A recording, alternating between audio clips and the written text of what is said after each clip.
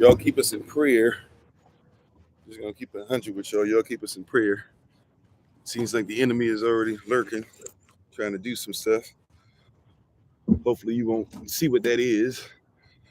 But if we got to deal with it, we got to deal with it. But I just ask for your prayers. I'm not even going to speak life into it. Praise Yah. We're going to go and do what we do.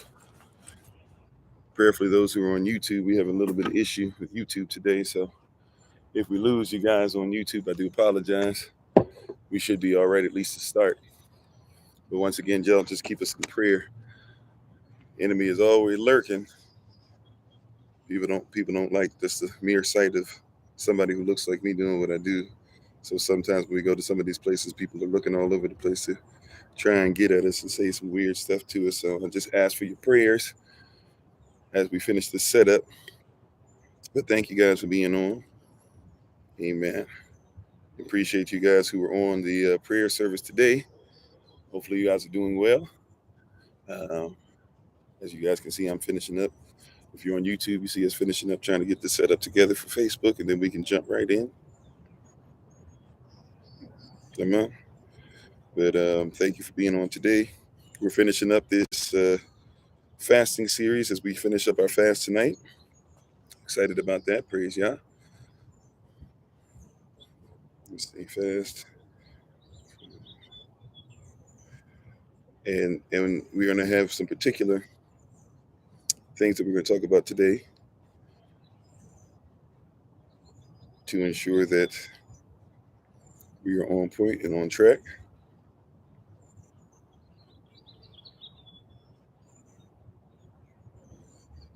We're grateful to have you guys on as we get ready to go into lion mode. We've been in lion mode for a little while, right? And this year, 2023, we're going to look beyond what we see. So excited about that. Almost ready to start. Come on in, everybody. We appreciate you. Hopefully your day is going well. Hopefully your week of fasting has been going well. Intermittent fasting. Just fasting through the rest of tonight. So we're excited about that.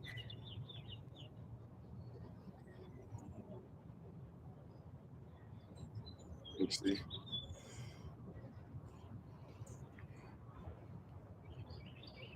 Okay, cool. I think we're ready to go. Finally. But like I said, just keep us in prayer.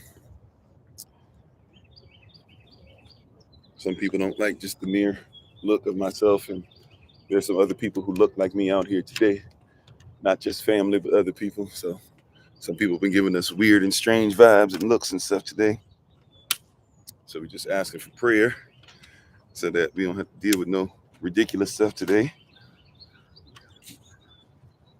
But we shall do what we're supposed to do. We shall not be moved.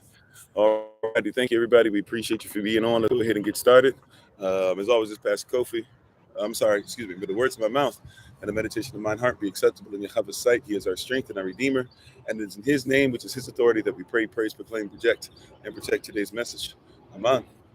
Welcome, everybody. Thank you once again for being on. We appreciate you today as we finish up this series, this fasting series, as we finish up our intermittent fasting that we've been doing and moving in together. And we're grateful to have you guys on with us one more again. Hopefully you guys have been growing strong in this. And we thank everybody who's on YouTube, Facebook, TikTok. We appreciate your presence. One more again, thank you for spending time with us. We know that you could be doing a lot of different things, but you've chosen today to be with us. And so we don't take that lightly, that you made that decision. We don't take that lightly at all. I'm trying to set this up where we can see each other a little better. Yesterday was rough trying to get to these comments, but I got a better setup today. Oh, actually, I just realized we're on the wrong channel. Sorry, y'all. Everybody's on Kofi_42. Let's move over to Kofi_43. I'm sorry. I'm so out of it. I messed that up too. I apologize. Hey, we're about to go with Kofi_43. My bad, y'all. Yeah, my bad. Sorry. Come on over to Kofi_43. That's my fault.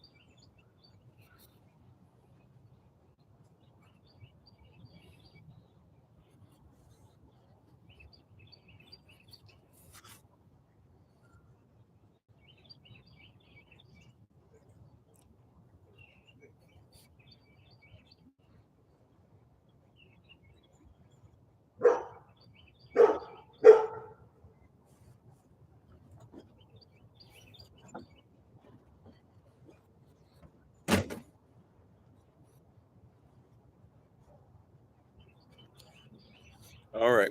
My fault, everybody. Had y'all on the wrong place. Okay, let's try this again. May the words of my mouth and the meditation of mine heart be acceptable in Yahweh's sight. He is our strength and our redeemer, and it's in his name, which is his authority, that we pray, praise, proclaim, project, and protect today's message. All right, I'm on. Hola, mi nombre es Kofi. ¿Cómo está? Bonjour, je m'appelle Kofi. Ça va? Namaste, ni hao, osayo, kamsa, kamsamida, osayo, anakatuya, habarigani, jambo, mimi ni Kofi, nina faraku katana na wewe, aku aba, itesen, shalom. Shalom, Yashdel. And I Kofi, Kwam Yashdel, Barak Alat Cham Yahav. I and I Kofi, servant of Christ, Shalom. Hey, hello everybody. I'm Pastor Kofi, Pastor Servant of Christ, where we are always changing lives one mind at a time, but being a voice of the voices and speaking the unspoken. All right, we got this better today. All right. So thank you for being on with us. I appreciate you guys spending some time with us today. If you're on YouTube, you're going to see a little bit of our setup. It is what it is, but we're thankful and grateful to have you guys on. Thank you if you're on Facebook, YouTube, or TikTok. All right, now that we got this straight, let's go ahead and get ready to get into this. Today, we're going to, we give all honor and praise to the Most High, Yahweh Elohim. We give all praise and honor to him for my wife, the Honorable Mind, who lives a life that's able to be honored.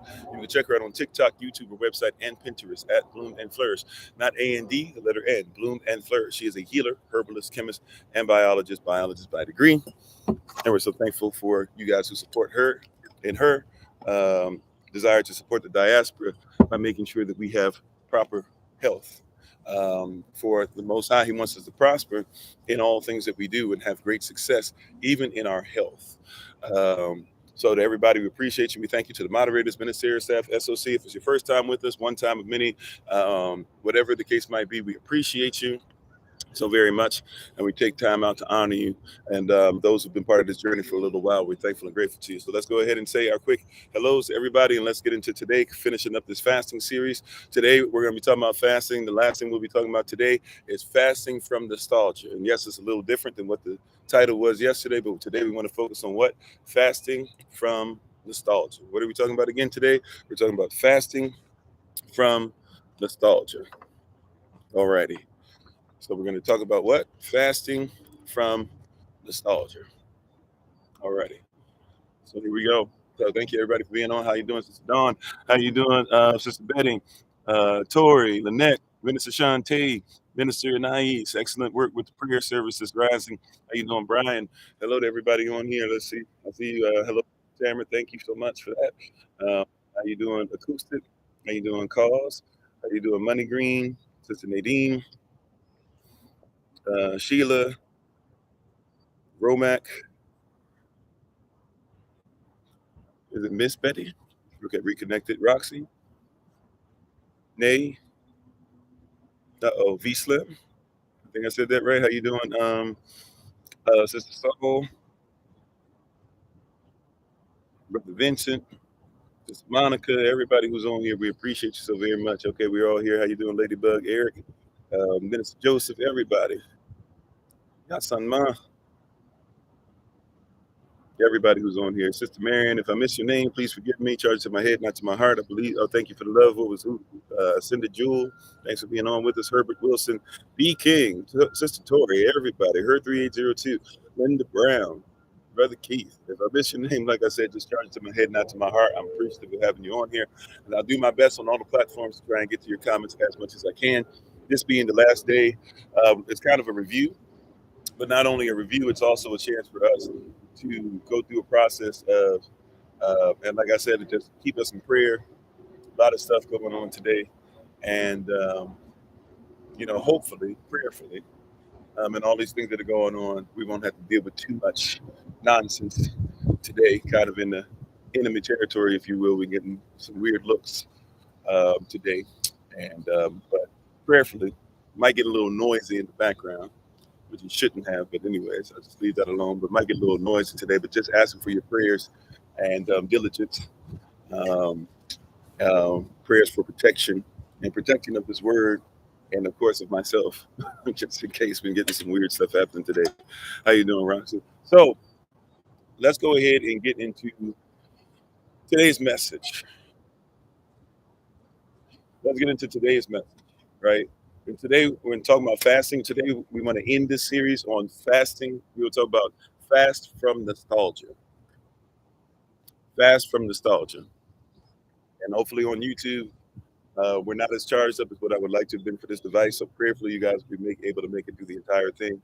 If not, you can catch up on the rest of it on Facebook or, on Facebook, I guess, at this point, right? But we're talking about fasting from nostalgia. Fasting from nostalgia.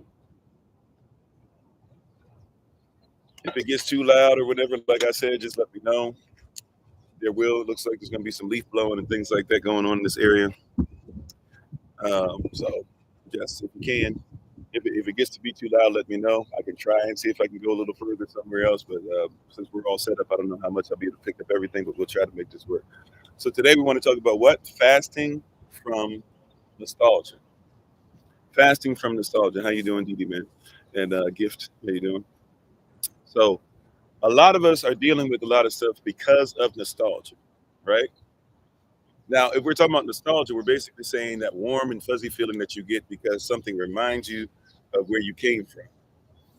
Only problem with that is that nostalgia doesn't necessarily mean just because I'm nostalgic about something doesn't mean that what I'm nostalgic about is actually worthy of my time or is something that is righteous or something that's going to help my family, right? People are nostalgic. Matter of fact, people are nostalgic about quite a few things that never happened, right?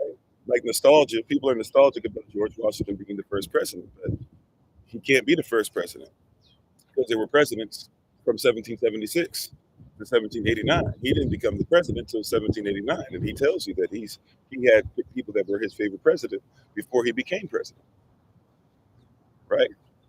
So you can be nostalgic for something that never even existed if you're not careful. You can be nostalgic for a country called the United States. Problem is that the United States tells you 28 USC 3002 15A in their own United States code. They tell you that the United States is not a country, but it's a corporation, right? So if I'm not careful, I can have nostalgia for something that's not even real, right? How many of us are nostalgic for things? It even causes you to be angry about things. I'm angry about something. This person did this, and then you go back and you search your memories, and you try to search your recall, and you say, "Wait a minute, that's not even how it happened." But that's how I remember. But somebody has to help you out. That's not even how it happened. But you're nostalgic for it. How you doing, Trauma Sean? You become nostalgic for certain things that never even happened, that never existed. A lot of people who lie. Right? I used to be a liar, so I can go ahead and speak for this. Right? A lot of people who lie, they will lie so much that they begin to believe their own message, or they say it so much that even though they know that the message isn't even really true, that's still their go-to. Thank you for the love. Wow, I appreciate it. That's pretty. Right? Thank you. Right? So you can become nostalgic for something that didn't even happen. I used to do that all the time. I say so many lies that I begin to start something, and while I'm in it, I'm like, dang, I got to finish it off. But in my mind, I'm like, that never happened. I made that up, but I had to keep saying that because I didn't want anybody to catch on to the fact that I was telling these lies.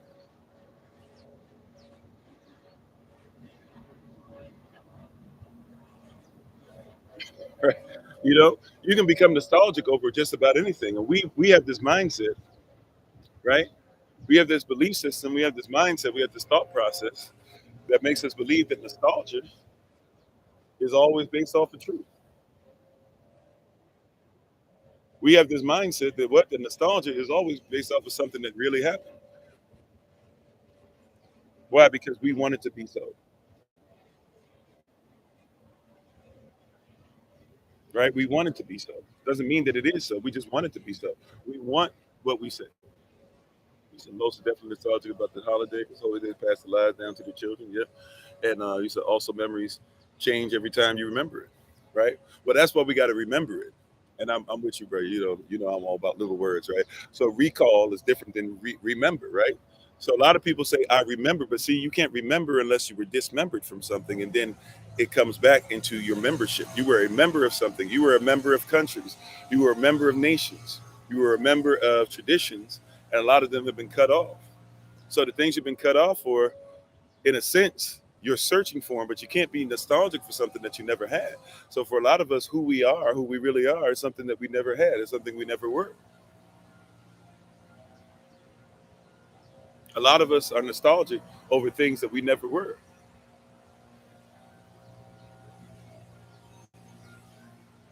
Yeah, and we're nostalgic over things that never were. Watch this. If your true self, catch what I just said. If your true self, catch what I'm saying now. Catch this. Not the liar, but and how you doing, Sister Rhonda? Right? But if your true self, you said people are nostalgic about ending of slavery by the United States. You have 13th Amendment says it never happened. Right? But watch this. If your true self is not a liar, then anytime in your life you were a liar, that's not your true self. So why would you be nostalgic over being a liar? Because you were never in tune with your true self. If your true self was not a womanizer, but your whole life you've been a womanizer, but you're not really a womanizer, right? Then being nostalgic over womanizing means that you're nostalgic over something that you've experienced, but it doesn't mean that you're a real self, right? You see what I'm saying? Some of you have been nostalgic over being a United States citizen, but you have to be what? You have to be a straw man in order to be a United States citizen. And you're talking to somebody who served their country, by the way, before somebody gets there. Oh, here's somebody, blah, blah. I served my country. I served my country, right? I served the actual United States of America. So before somebody goes there, right? Like this ain't no non-valor conversation, right? As somebody who did those things, I realized that some of the things I was nostalgic for, I shouldn't have been nostalgic for. Watch this. I was a sailor. Thank you for the love. Appreciate it. I was a sailor, right? So as a sailor, guess what sailors were supposed to do? They were supposed to curse. And I used to get mad because I ain't sound good cussing. I ain't never sound right cussing. It didn't sound right cussing somebody out coming from me. That's not who I was. I used to be upset because how you gonna be a sailor and not cuss somebody out? That's what I thought. Never was that type of person, but I wanted to be that to fit the narrative, to fit the ideal, IDAL. What is an ideal with an L on the end of that? What is an ideal? An ideal is a narrative, or is anything you build to support your narrative.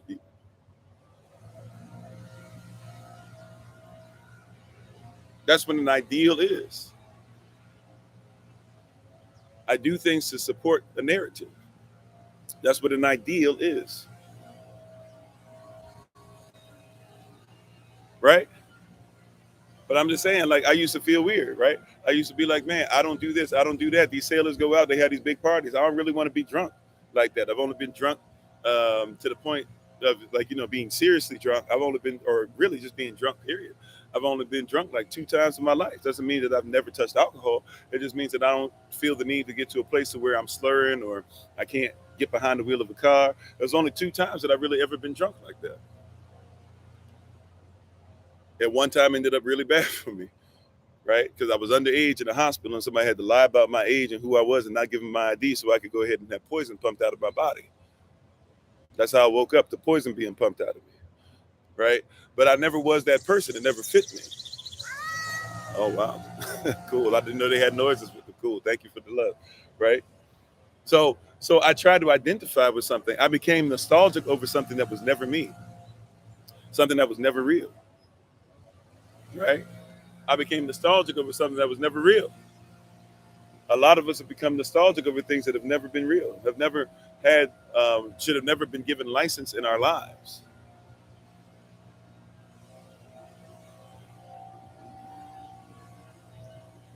Right?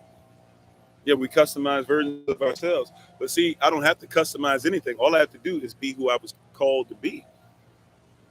That's what causes me to be able to thrive and to move and to live and to have my being and to have success, is that I know who I was already. And the one who's greater than I, he knew me before the foundation of the earth.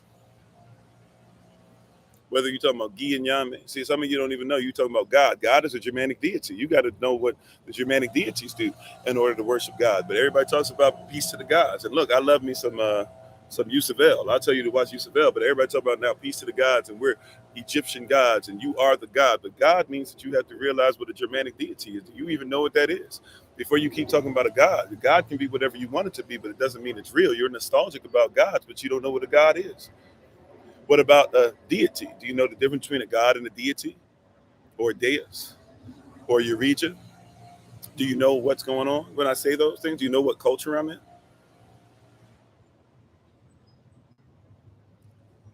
You said, what's it like having a double mind without proper terminology? Well, well, I'm pretty great with etymology. So if you're going to go ahead and challenge my etymology, which I don't mind, please make sure that you actually give me something besides ad hominem. Right? Give me something that's actually apologetic, and then we can have that conversation. But hello, how you doing? I appreciate your life, even if you're trying to depreciate mine. So we have to get to this place, right? Because even that is somebody trying their best to be able to get you in something that's not me. Somebody doesn't even know. I'm literally saying God, right? What is God? Is Elohim the same as God, or who you call Elohim? Watch this. See, people don't even know how this works. Is Elohim, see, you're nostalgic for something. Somebody taught you a falsehood and you're so nostalgic for it, you're going to rip somebody else down to prove that you're better than them rather than show how you're great as far as treating somebody like a human being. Question for you, right? What is the difference between Elohim or Elohim and God? You said the trauma shapes the memory differently, pulling you away from self-forming memories. Yeah, for real, for real. How you doing, Tamaya? What's the difference between Elohim and God? See, somebody will tell me, oh, what is it like to have bad terminology? I study terms. I know what terminology is. You're telling me that I haven't studied the terms? How are you going to tell me I haven't studied the terms? You don't even know what terminology is. Now, if you're talking about my etymology, then you need to make sure that you recognize that I know how words work. But see, people are on here. You said God is a deity? No, that's somebody else's language. We have two cultures coming together. Right? Sister Kimberly? Thank you for the love. Appreciate it. Right? Like, see, we've been taught this stuff where we think, oh, yeah, just put God in place of deity, or put deity in place of Eureka, or just put Eureka in place of Nectar, or just put Nectar in place of Gianyame, or put Gianyame in place of Elohim or Elohim, etc. You said Elohim is God? No. God can be, watch this. Why do you say God, good day? Because you're saying it's the day that belongs to one of the gods. Then do you know which God the day belongs to? Why do you say good speed, Godspeed? Which God is the God of speed? Why do you say goodbye, which is God be with ye? Which God do you want to be with ye? And why do you need a certain God to be with you, especially when you're saying farewell to somebody? You see what I'm saying? So we might not know this stuff. We might not know this stuff.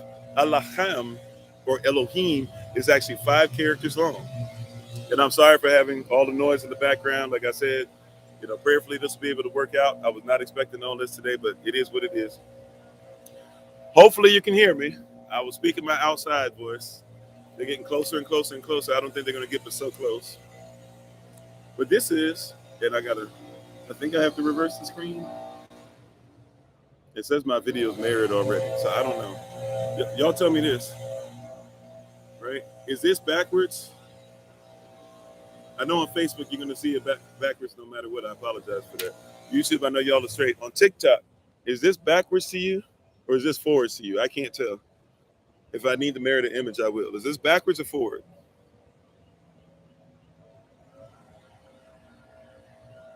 Is this backwards or forward? Is this okay, or do I need to revert? It's backwards? Okay. All right. I'm still confused because it used to be when you mirror the image, I can see it mirror. Now I can't see it mirror. So, okay. This is all right. Y'all can see this now. You can see it now. It's cool. You can see it now. Okay. Okay. Cool. Thank you. All right. So let's look at this correctly. See, because we don't know the difference. Like Guten Tag is a certain God that's going to be with you to start your day. Gods can be whatever you want them to be. That's why gods are on your money, right? If you go, right, George Washington has an obelisk. Why? Because he's supposed to be the modern day Osiris. They flip the story on you. And if you don't know the Kemetic lore concerning, or some people would say the true story of who Osiris is, then you don't know what happened with George Washington. George Washington's supposed to be Osiris. Columbia, that's on top of the Congress building, she's supposed to be Isis. And then everybody who comes out of her or comes out of Congress, that's supposed to be Horus, Heru. Your society seems to be built on trauma in mind to further this false understanding of self. Most deaf. Most deaf. How you doing, Sister Wendy? How you doing, Doll I Am? Right? Sister Victoria, I believe. So let's get to this. Let's get to this thing. See, because you think that God is the same as Elohim. But God can be whatever you want it to be. You have gods on your money. George Washington's supposed to be a god. Thomas Jefferson's supposed to be a god. Abraham Lincoln's supposed to be a god. Andrew Jackson's supposed to be a god. Grant is supposed to be a god. Franklin's supposed to be a god, and you worship them. You said humans are not native to this planet. We are a collection of habitable life. I agree with you in a certain sense, because the man part of me, the spirit part of me, is definitely not from here. Right? But since we're here on Earth, we might as well try to figure this thing out. Come on. Right? So who is Elohim? Or who you call Elohim? Now I'm going to write it the way you guys say it in English, and then I'm going to write it the way that we would say it correctly in our culture.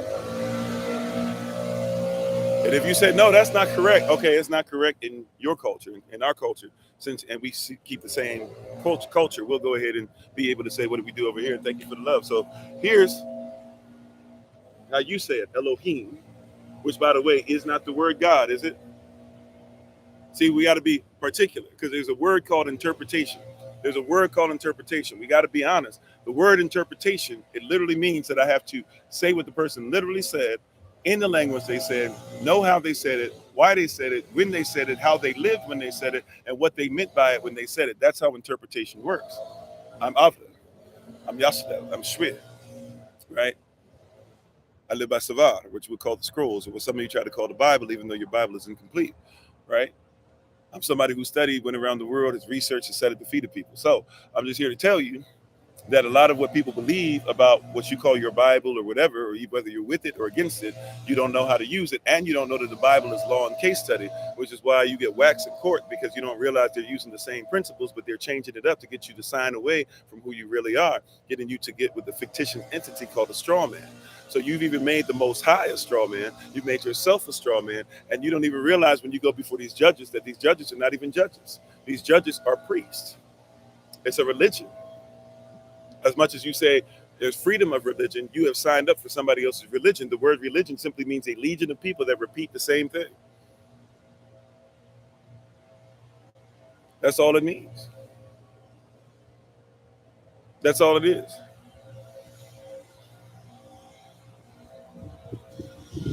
Yeah, that's all it is, right? So you speak German, so you speak a culture. A tongue belongs to a person, right? If you speak a tongue, the tongue belongs to a body. So whatever tongue you speak, you have to become part of that body. If I say Guten Tag, I have to become German for a second.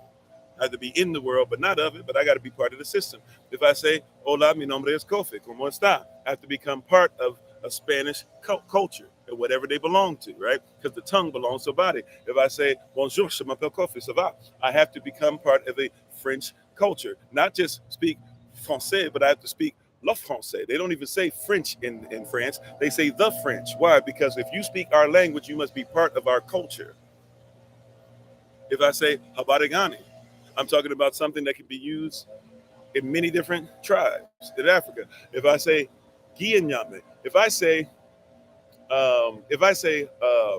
Jambo Mimini Kofi Ninafraku Katana Nueve, I'm talking about something that can be used as a business language across many different cultures, across many different tribes, across the what you call the continent of Africa. Right? So we have to get the interpretation right. Amen, Sister Mary. Thank you. And it always baffles me that we'll have all this stuff and people want to argue, but you don't know how the culture works. If you speak a tongue, the tongue is connected to the body. If you speak a tongue, the tongue is connected to the body. You cannot speak a tongue without having to step into somebody else's body for a second. You cannot speak a tongue or a language without making sure that you have some kind of connection to what you speak. But everybody just says God with no connection to the Germanic. Everybody says good without any connection to the Germanic. Everybody says mourning without any connection to why am I mourning a God? good God morning. Mourning. They hide it by removing the letter. But if you do some research, you'll see that very easily. Oh, they just removed the letter. So here's Elohim, as you say it. Now we would say Allah ha yam ma. Why would we say that? One character. I'm gonna show you the characters in a second, but we said that's one character. La, that's one character. Ha, that's one character. Ya, that's one character. That's one character. And you don't know the culture. So you're having a conversation about somebody about Elohim, but you don't even know it's Allahayam. And the sound for us, it's talking about Alav, or what we call today Aleph. And Aleph, right, in modern Hebrew, so Alav in what we speak, but Alav in what people try to say that the Israelites are now, right? And because they try to dismiss us. So do I have a point? Yes. Everything I've said has a point. Does your question have a point other than to just use that homonym? Right? Maybe you should point a hello at me, or a welcome, or I appreciate you being a human being. However, I don't see where you're going. Then we could have a better conversation, right? If you even want that, or if you're just a troll. I don't think that you are. I think you're better and greater than that, though. Praise Yah. So watch this. So here we go. So if I'm dealing with sound, every time the sound is there, here's something that you don't even know. If I turn this letter A over, it becomes a different character. You think of letters instead of characters. You think of letters instead of characters.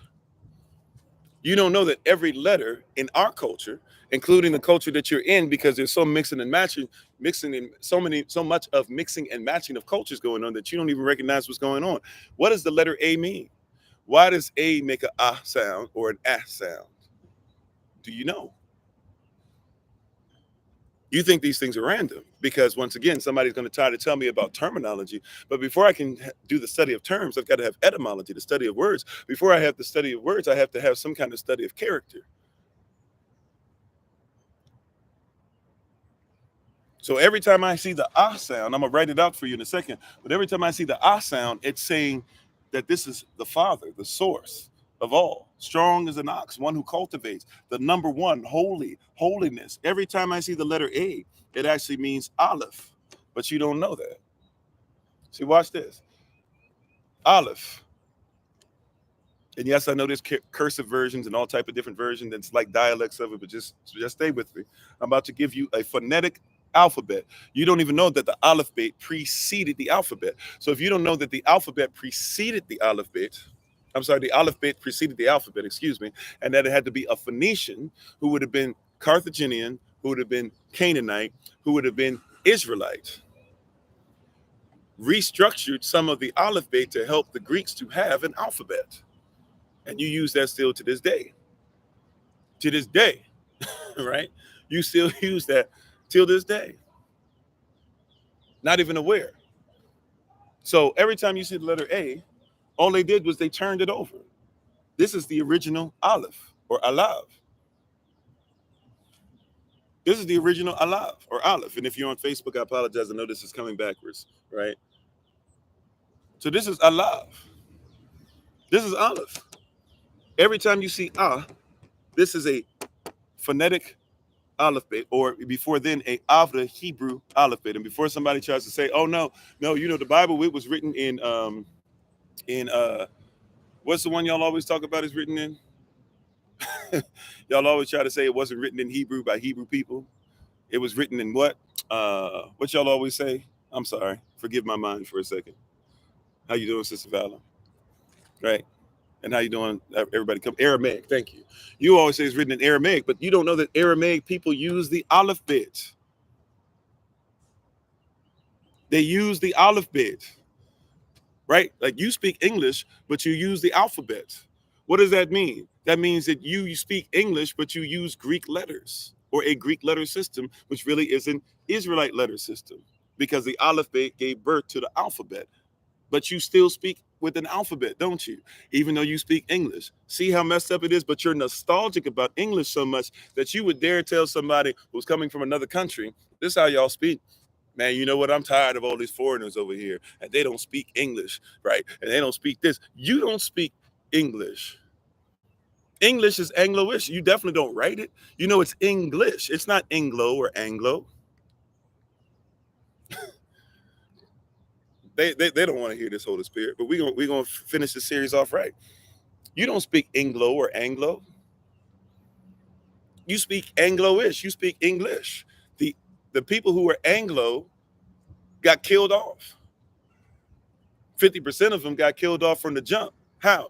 Because somebody who's from Normandy, which now you would consider to be French, somebody from Normandy, the first king of England, supposedly, because there were people there before them, but you know, that's how the doctrine of discovery mindset works, is that we can just take over people as long as they don't believe what we believe, we'll say that they're not worthy of being treated like human beings.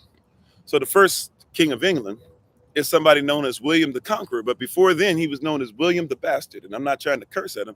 I'm not trying to tell you that's what he actually was. A bastard is somebody whose father will not necessarily take care of them or will not allow them to go to a place to where you would think that they're supposed to be adopted into. And William the Conqueror, as you know him today, lied about some kind of ancient bloodline tie he had to people that he wasn't part of. And he took an army over and he killed off half of the people that lived on the island of Britain. He killed off half of the people that lived on the island of Britain. That's what he did. Not up for debate. That's what he did. And then he said that everybody there now, he's the king. He was the first king, now known as William the Conqueror. But the reality is he was known as William the Bastard, and he's somebody who committed genocide. And they have the audacity because they're European. Now, this is what the word Europe means. Europe means anything that belongs to Rome. Europa. Anything that Rome conquered, they called it Europa. If it wasn't Rome, but they conquered it, they said, you are Europa. You're part of the Roman Empire, but you are Europa. And so people who have a European mindset where they're still trying to belong to Rome decided to do what Rome did, and they killed these people off. And they called them the British. What does British mean to somebody who's Roman? A British person means somebody who's brutish. Why did they start calling them brutish? They started calling them brutish because Julius Caesar tried to go over there. He couldn't beat him up. And then here comes somebody who is actually, that's why you can't just say just black, white, etc., make it that simple. Somebody who was an African emperor of the Roman Empire, Septimius Severus. Septimius Severus. I had it right. He comes over there and he's the one who built the aqueducts and everything and built the sewer system that you guys still use in England till to this day. He's the one who did that. And right? But in his story, we don't know that. But in these story, we would know that. It's blurry on YouTube. I apologize.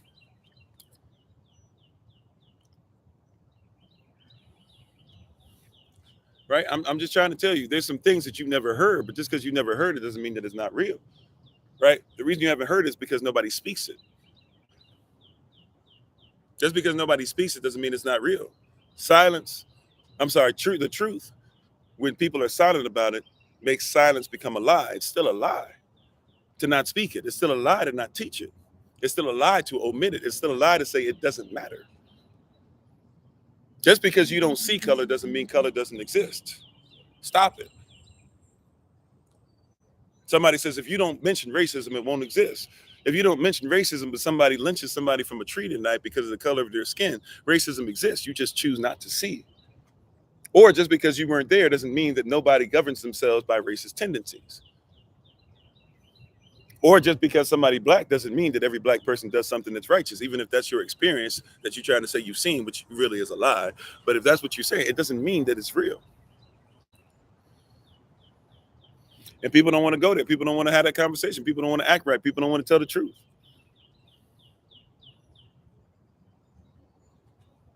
Right? People don't want to tell the truth. People don't want to be honest. We're not articulating truths. We're not being honest. We live in dishonesty, in discord, in disarray. You said racism can be, well, see, watch this. To be a racist is somebody who's supposed to be proficient at their race. When race is supposed to be a competition, right? If I would say, on your marks, get set, go, we would see who would win. And whoever's faster, and that's what we're talking about fasting today. So whoever's faster would separate from the other person more quickly. When the competition became about these people can be out in the sun longer, then all of a sudden, and really if you look up what a Negro is, not what your modern terminology says or your modern etymology says, but if you look up what Negro is, then you get into something different. Yeah, we can even go into Darwinism, right? Remember, what is the title of Darwin's book that everybody loves, written in 1859, based off of support from those who were in royalty, those who were supposed to be geologists, and those who were into Carl Linnaeus. Now, those who were Linnaean in doctrine. What is Linnaeus? Who is Carl Linnaeus? Carl Linnaeus is the first person to start saying that animals had races. Every animal was in competition, therefore all animals were a race. And then he started saying all human beings have races too. And Carl Linnaeus said white race, red race, yellow race, black race. That's what he said. That's where you get that terminology from. Then here comes Charles Darwin in 1859, and he writes a book. It finally gets published and is supported by the system that's in charge. And what does that system say today? See, people are nostalgic. Fast from nostalgia. Fast from nostalgia. Two-name system, I see. How you doing, Sister Lori? Fast from nostalgia. What is fasting from nostalgia? You are nostalgic about things that have nothing to do with you or what you think they have to do with. Why are you nostalgic about that stuff? Fast from nostalgia. What are we saying when we say fast from nostalgia? What are we saying? Fast from something that gives you the warm feelings of, hey, this takes me back to a time when I was, no. Fast from that stuff. Watch this. Charles Darwin, when he writes the book, here's the name of his book. It's called The Origin of Species. Technically, it should be called in the theory of evolution, but people want to erase that part of it, so be it.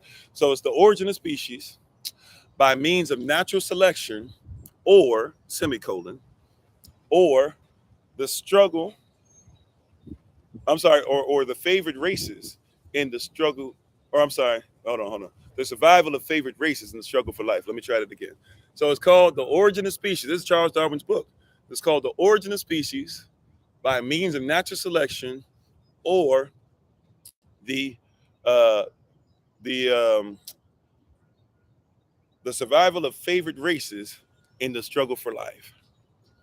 Written in 1859, around the same time as Manifest Destiny is coming into being, around the same time as the Civil War is about to start happening, around the same time as the Lost Cause rhetoric is going to come into being.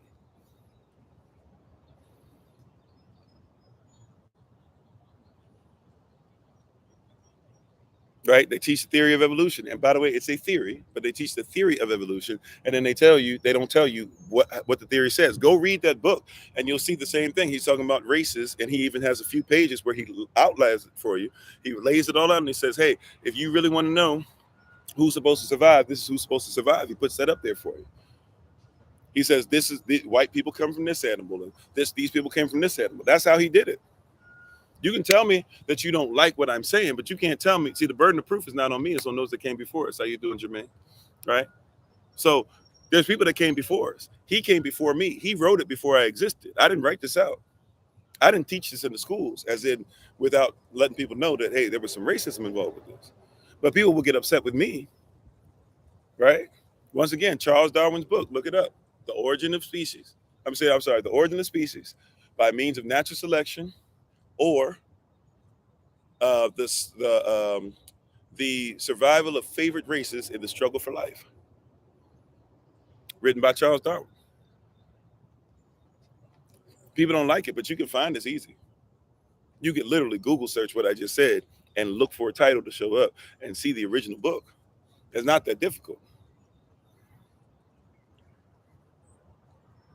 No. That's not true. That's not true. Watch this. We'll make it simple for you. I'll show it to you. You ready? Because a lot of people are gonna come in. Oh no, you're lying. This and that. No. I'll show you a picture of it. I'm sorry if you're on other platforms. I'll show it to the person on TikTok because people don't believe it. I used to have a picture on here and that it was easy to bring up, but I got so many pictures it's hard to bring it up for you guys. So let me just show it to you. Okay, before we go there, let me just show it to you because see, you're trying to tell me that I don't know what I'm talking about. But once again, you're like, oh no, it talks about the variety. Let's look at the actual title. All right, you ready?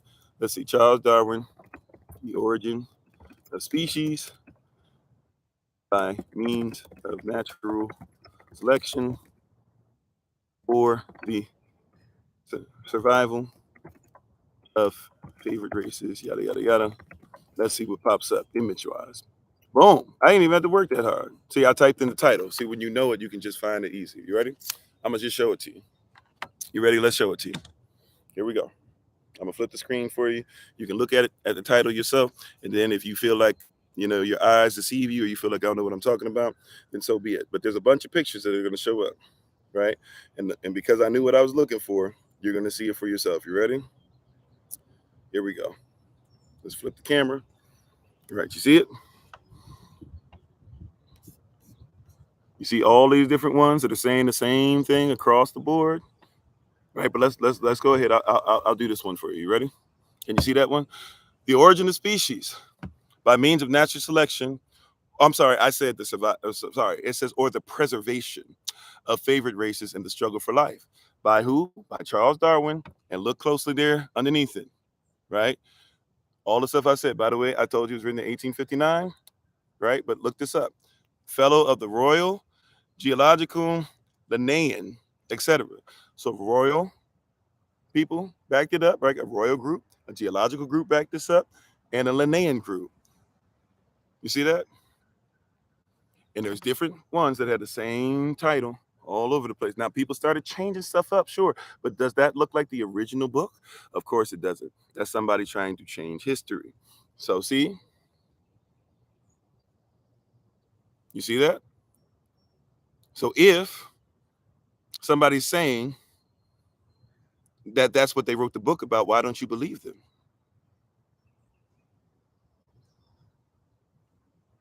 Right? If somebody's telling you that's what they wrote the book about, then if you don't believe them, that doesn't have anything to do with me. That's just because you don't like it. And I get it, but that's why we're saying today, fast from nostalgia. If you're going to make your decisions based off of nostalgia, you're not going to be able to hear the truth. I didn't tell you one thing that wasn't factual. I didn't tell you one thing that wasn't factual, but you couldn't hear it. And by the way, that doesn't mean you wrote the book either. See, that's what people do. Well, I believe in evolution. I believe in Darwinism. So he must be saying I'm racist. No, I'm saying you were taught by racists, just as I was. So we have a choice. Do we keep doing what we were taught? Or do we say that a racist, a polygamist, a bigot, a chauvinist, a misogynist, a misandrist, etc.? Do we keep following what they say, or do we eventually say at some point, maybe we should just cut ties with them and live in truth? I think it's okay to cut ties and stop worshiping stuff because we're nostalgic about it and fast from nostalgia. If it isn't true, it isn't true. If it ain't true, it ain't true, right? If it looks like a duck, it walks like a duck, it quacks like a duck, etc. More than likely, after some point, right, it's going to be a duck. At some point, that's all I'm saying. Why are we doing our best to hold on to the nostalgia of somebody who doesn't like people because of the way they look? What can you teach me about somebody who you won't even study because you've already come from the mindset that they're worse off than you? That's why you don't even realize the difference, as we talked about yesterday, difference between civilization and being wild. The only thing that makes something wild is that it's not in its civilization. That's it. A wilderness is where people live, right? You say somebody lives in the wilderness, for them, that's civilization, right? There's no such thing as a wild lion, right? In the Serengeti, because a wild lion in the Serengeti can't be wild because a lion civilization is in the Serengeti. If I want to use the same evolutionary terms, you said he doesn't even state once that we actually evolved from monkeys either. Yeah, sure. Right? He does state that people come from animals, though. And he states that different people came from different animals. See, this stuff is why it's so embedded in the language. Why do you have kids? Can a woman have kids? This is going to sound really weird. But just stroll down this a little bit with me, and then we'll get back to these Hebrew characters because I didn't forget, right? But just stroll down this with me for a second. Sorry, TikTok, I'm gonna lose you for just a second. I just realized that I'm sitting here wasting this battery. I didn't put it on battery save mode. I already having issues with batteries as it is. Praise y'all. Right. So just stroll down this for with me for a second. You ready? You ready? Yeah. Can a woman have kids? No, I don't believe in evolution. There's 6 types of evolution, and the sixth type is technically just supposed to be that if a male and a female of a species, or a species, depending on how they're made, right? Because it doesn't always have to be male and female, but usually if a male and a female of a species come together and they have offspring, then the offspring will look like them, but just very differences. There'd be slight variations going on and on and on and on, and they carry the same DNA. I don't call it evolution, but technically they would say that that's the 6th type of evolution, right? But once again, see, evolution is taught in such a manner that you say, oh yeah, I love kids, but you don't have goats. You don't have baby goats. You have children. I don't have any kids. I got children.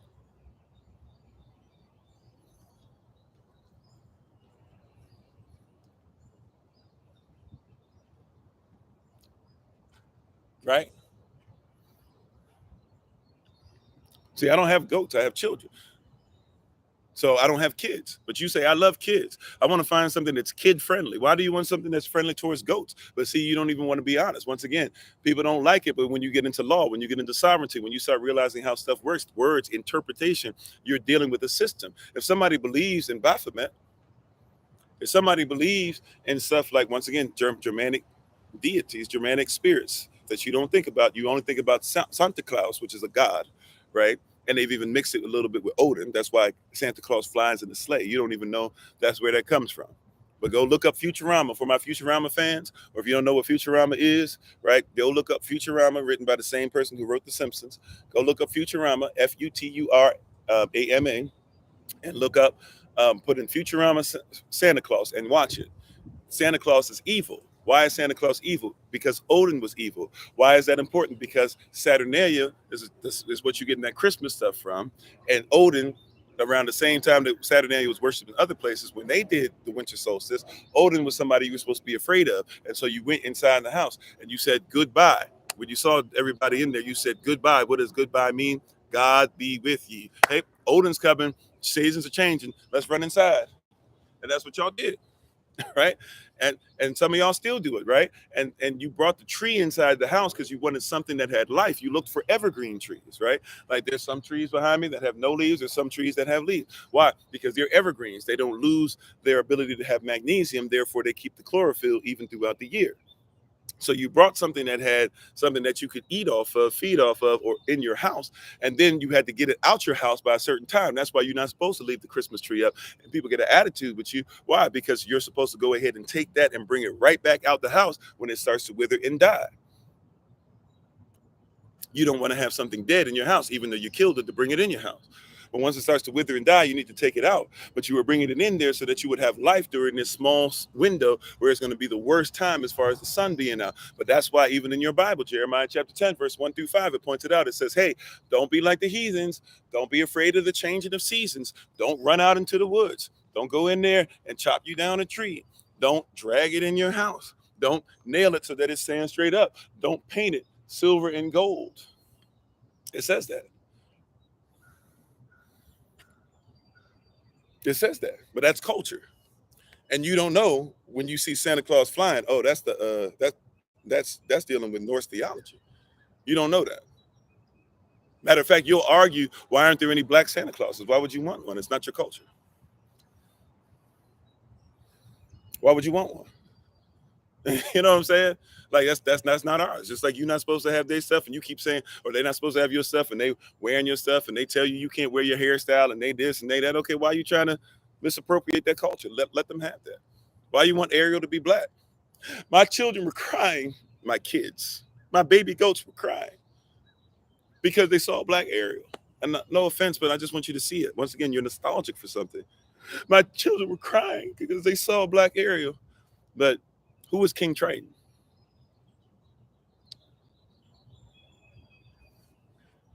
Might I just see, you watch this stuff, you don't think about it, you don't care about it, you say it doesn't matter, but then you try to figure out why all this stuff is going on later on. Who is King Triton? King Triton is Neptune. Neptune, brother of Zeus. Zeus, Neptune, be out here wilding out, having sex with all these women, tricking them and taking different forms, making these women think that they're supposed to whatever, so that you got all these what you call demigods, really demi-deists, but demigods, that's what y'all call them now, running around. Why would you want your daughter to be the daughter of that? And Ursula really is just a flip on somebody who really technically is messed over by Hades. So they mixing and matching stuff. Those poor unfortunate souls that you saw on there, and they were grabbing Ariel by the wrist, and she became one of them or whatever. That was them putting the play on that. Why would you want your child to identify with that at all?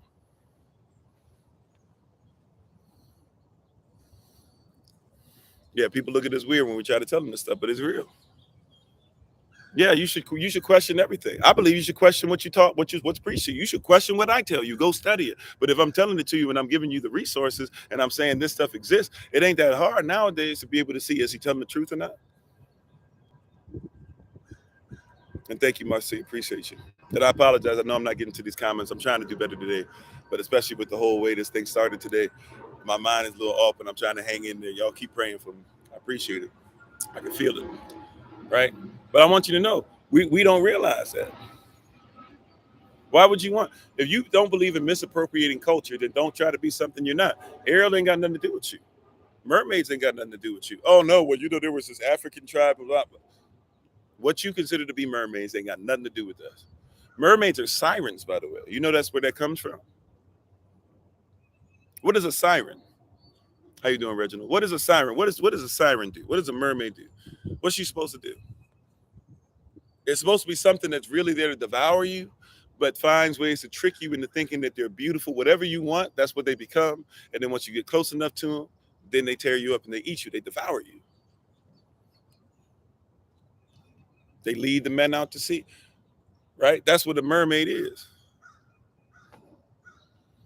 Why would you want your daughter to identify with that? See, there's a spirit that comes along with it. You just sitting there thinking, under the sea, you love it. Darling, it's better down. I'm sorry, darling, it's better down where it's wetter. Take something like that, right? Whatever it is. I still got the song in my head. I ain't even seen Little Mermaid in forever, right? That's how wild it is. That's how crazy that thing is that they put up in you. I don't even know the last time I've seen it. I haven't let my son see it. My youngest has never seen The Little Mermaid. But I can tell you all the songs. I'm never wanted to be Ariel. I never wanted to be a Disney princess. Right? But I know I can still do all that, right? They put it in you. You better be careful. Right? But you love all that. My wife and I were talking about this. My son actually brought it up to me. He says, because he heard us talking about Under the Sea, I made a joke about Under the Sea. He's never seen Little Mermaid, so he didn't get it. We do dad jokes with each other. It's like a little thing we do in our family. So during a competition, he didn't get it. And he said, that doesn't make any sense. And I thought about it. And I was like, yeah, you can't be under the sea unless somebody get that. I don't even know if I need to finish that. Right? Right? He said it, and I thought about it, and I was like, yeah, you can't be under the sea unless somebody in the chat finish that for me. Right? I can't be under the sea unless it's funny at first, and then you start thinking about it, you're like, ooh. But think about where Ariel goes. Poor, unfortunate souls. If you under the sea, then that means you in Sha'al. That means you in hell. Or, right, from that perspective. Or maybe you're talking about being on earth. Liquid. See?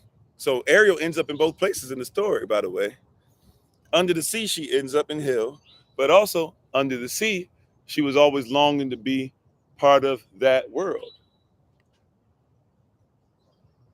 People know yourself before you know it. People know who you are before you know it. People know your culture before you know it. I'm just saying. Right? Like, you don't know it, but we're nostalgic for the movie, and we want our daughters to identify with all this wild stuff, but it's like, identify with you. Right? Identify with yourself. How you doing, babe? My wife is on, the Honorable Maya. As always, please check her out on TikTok, YouTube, her website, and Pinterest. She is a healer, herbalist, chemist, and biologist. You can find her at Bloom and Flourish, not A&D, the letter N, Bloom and Flourish. She's a healer, herbalist, chemist, and biologist by degree. Thank you so much, babe, for being on. Love you so much. Right? Yeah. We don't know how this works.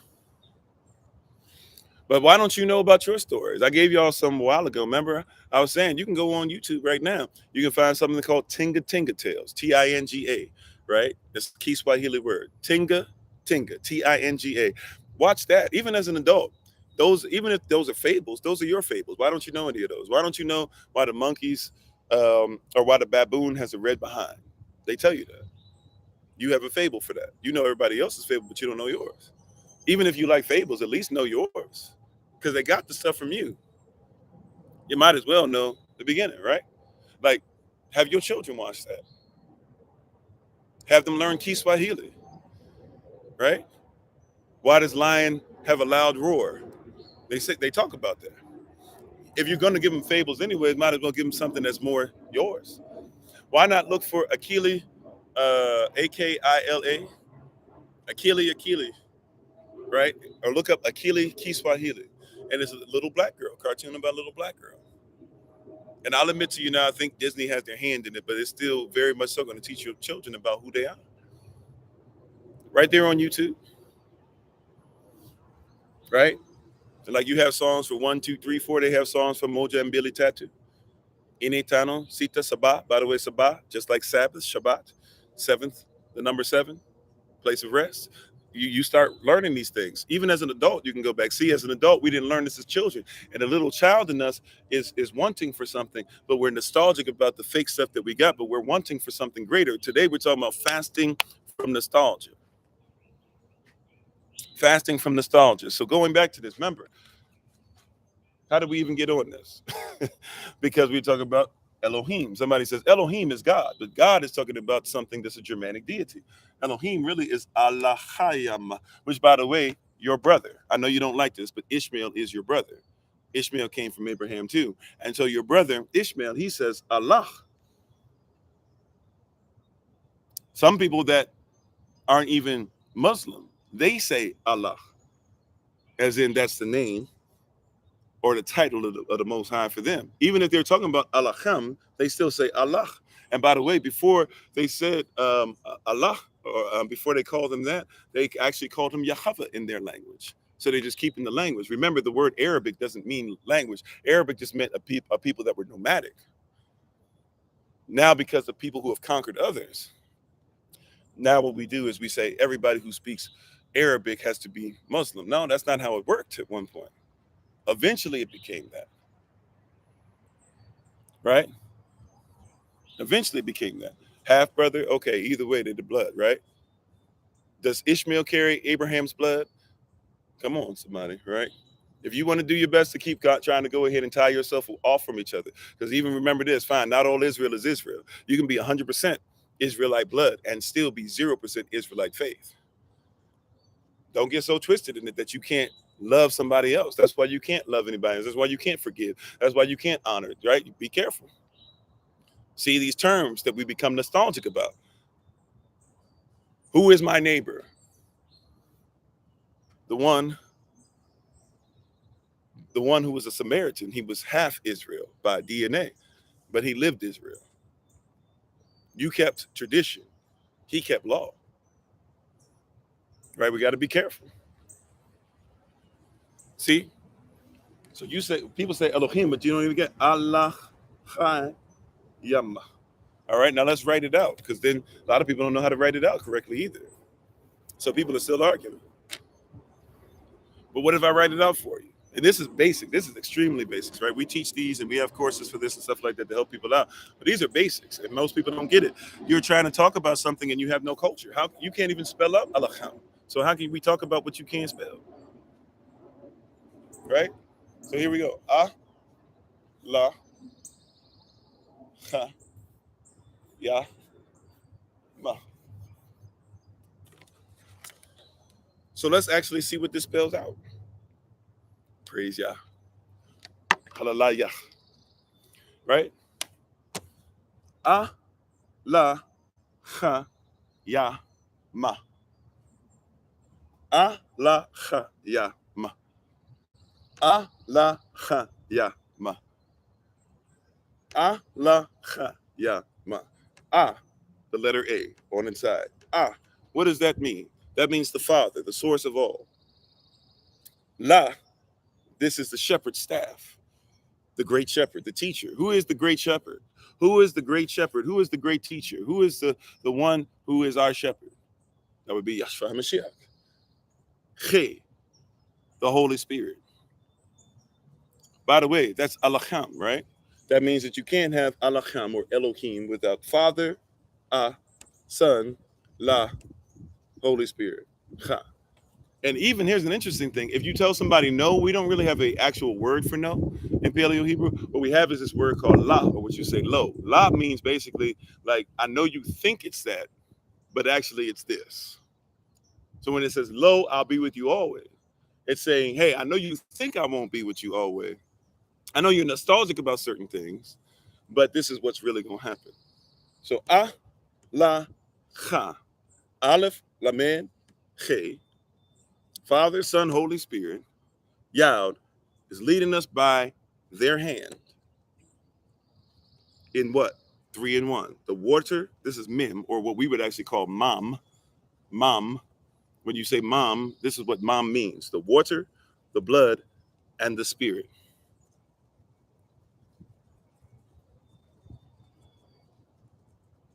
Right? The Father, the Son, the Holy Spirit leading us by their hand. And how are they leading us? Well, we are water. How much of your body is water? We are blood. How much of your body is blood? We are spirit. 3 in 1. 3 in 1 leading us. The one who's 3 in 1 leads us who are 3 in 1. Come on, right? Alacham. Thank you, Wendy. Alacham. Alacham. And if you notice, is in it because that's the Father. So is in a whole bunch of characters. But if you speak somebody else's version of our language, or you speak somebody else's language, you don't have sound in a whole bunch of words. But it's almost impossible to speak Hebrew without having an sound. Why? Because the Father is in everything. Man should not live by bread alone, but by every word that's uttered out of the mouth of Alachayim. Pe Alacham, Pa Alacham. Right? It cannot exist unless it's of him. If it doesn't come out of him, we can't go by it. That's literally what it's telling you. You got to fast from nostalgia. You're so nostalgic about God, you can't find Alacham. It's difficult to find what you're so nostalgic when you're so nostalgic about something else.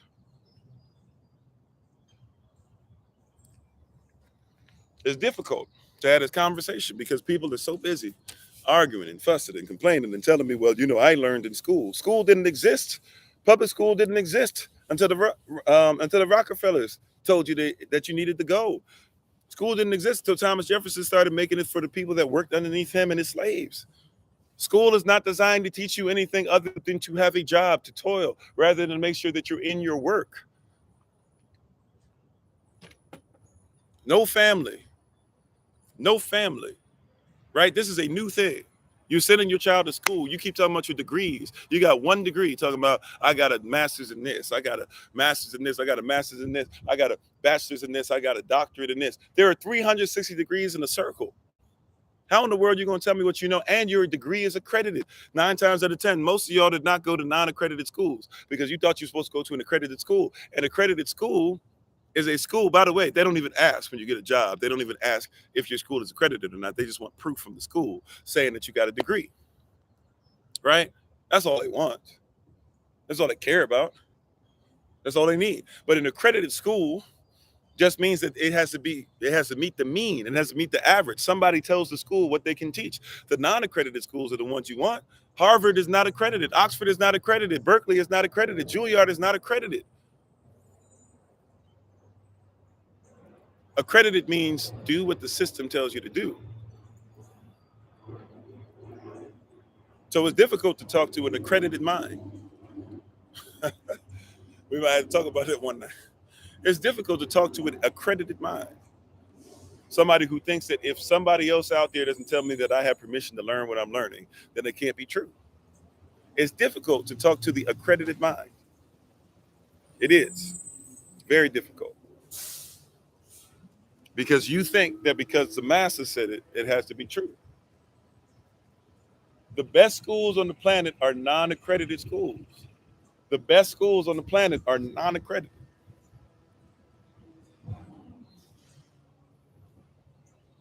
Oh wow, they didn't even ask for it in tonight's research. Yeah, I mean it's not. By the way, I'm somebody who worked and helped teach people who were trying to become, nurses, doctors, dentists, things like that. We worked, right? And guess what? So people would spend all this money, go to all these schools or whatever.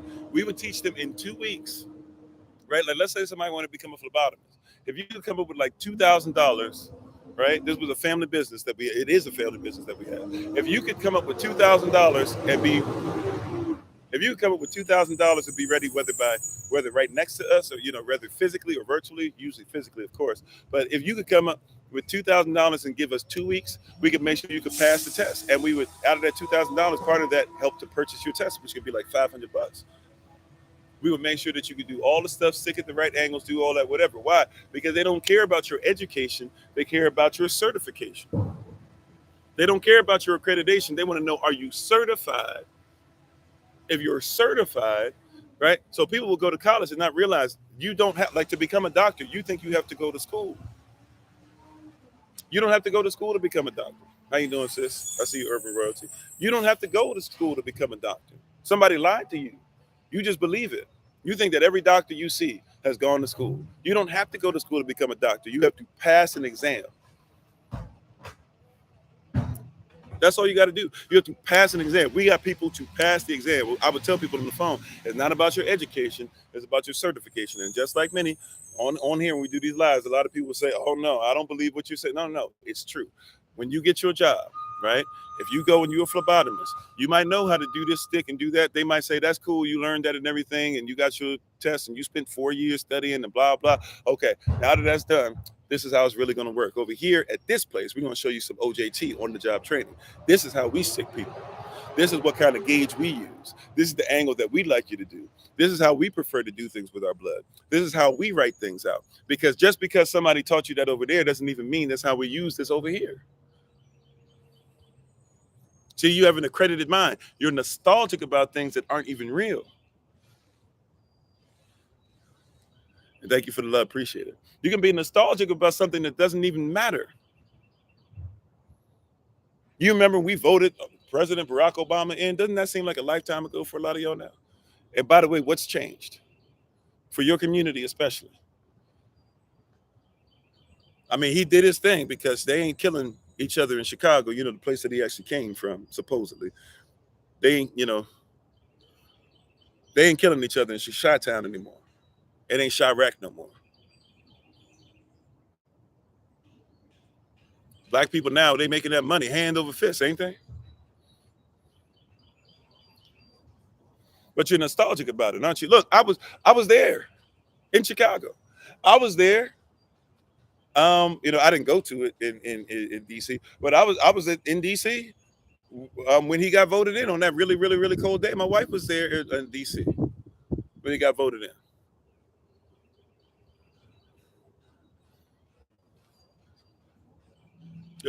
Look, may I be honest? I cried. I cried watching the elders cry. I watched when I saw, look, and however you feel about him, how you feel about him. But when I saw Oprah break down, and I saw Jesse break down, and I saw all these cats breaking down, I cried. I did. I was nostalgic. They said that you could never be a black president, and then I was like, wait a minute, Abraham Lincoln was black. Wait a minute, Eisenhower was black. Okay, let me start seeing his policy. I knew what he was saying before he was coming in. They asked him, they said, how is it going to feel to be the first black president? He said, I'm not running for, they said, what are you going to do for the black community? He was asked that question. He said, I'm not running for the black president of the United States of America. He said, I'm not running for the white president of the United States of America. He said, I'm running for the president of the United States of America. And everybody got up at their seats. Oh, yes. But then I was listening. I said, ooh. He just said he ain't gonna do nothing for us. People missed it. He told you because he doesn't work for you. He doesn't work. The president of the United States does not work for you.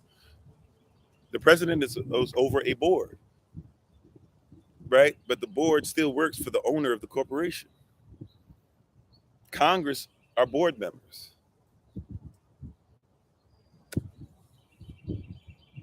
It's like your churches are set up. Those 501c3s, you got board members. You got a president of this. You got a vice president of this committee and this and that. They set that up because they're a 501c3.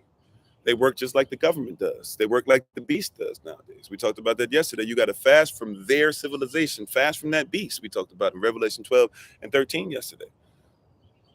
28 USC 3002 15A. The United States is, in fact, a corporation. So if you are a 501c3, then it means that you get what you get based off of what the corporation allows. So you have to make your corporation run like their corporation, and you have to be a corporation under the corporation. By the way, a corporation is a person. So if you're a corporation under the corporation, then you're a person under a person. Sounds like scripture to me, because there's a king of kings. There's a lord of lords.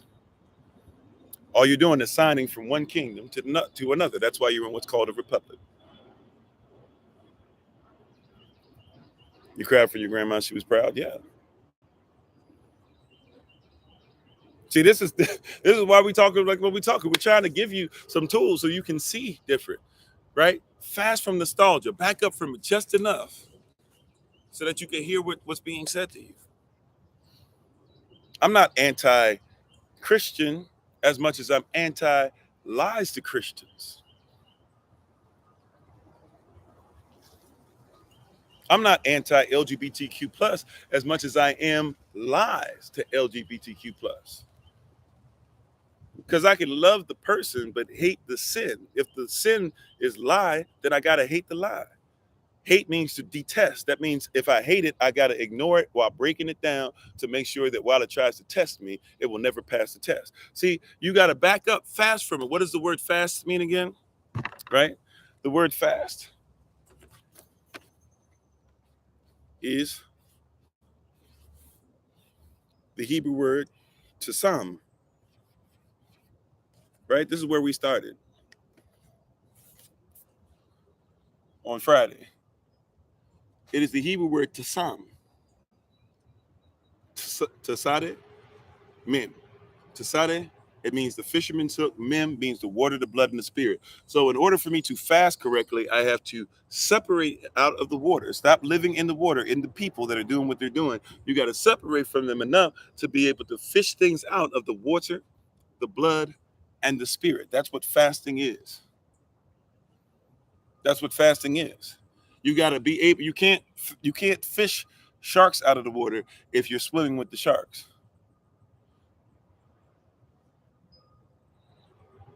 You can't fish a whale out of the water if you're trying to grab the whale from inside the water. It's not going to work for you. It's not. You have to separate in order to cast.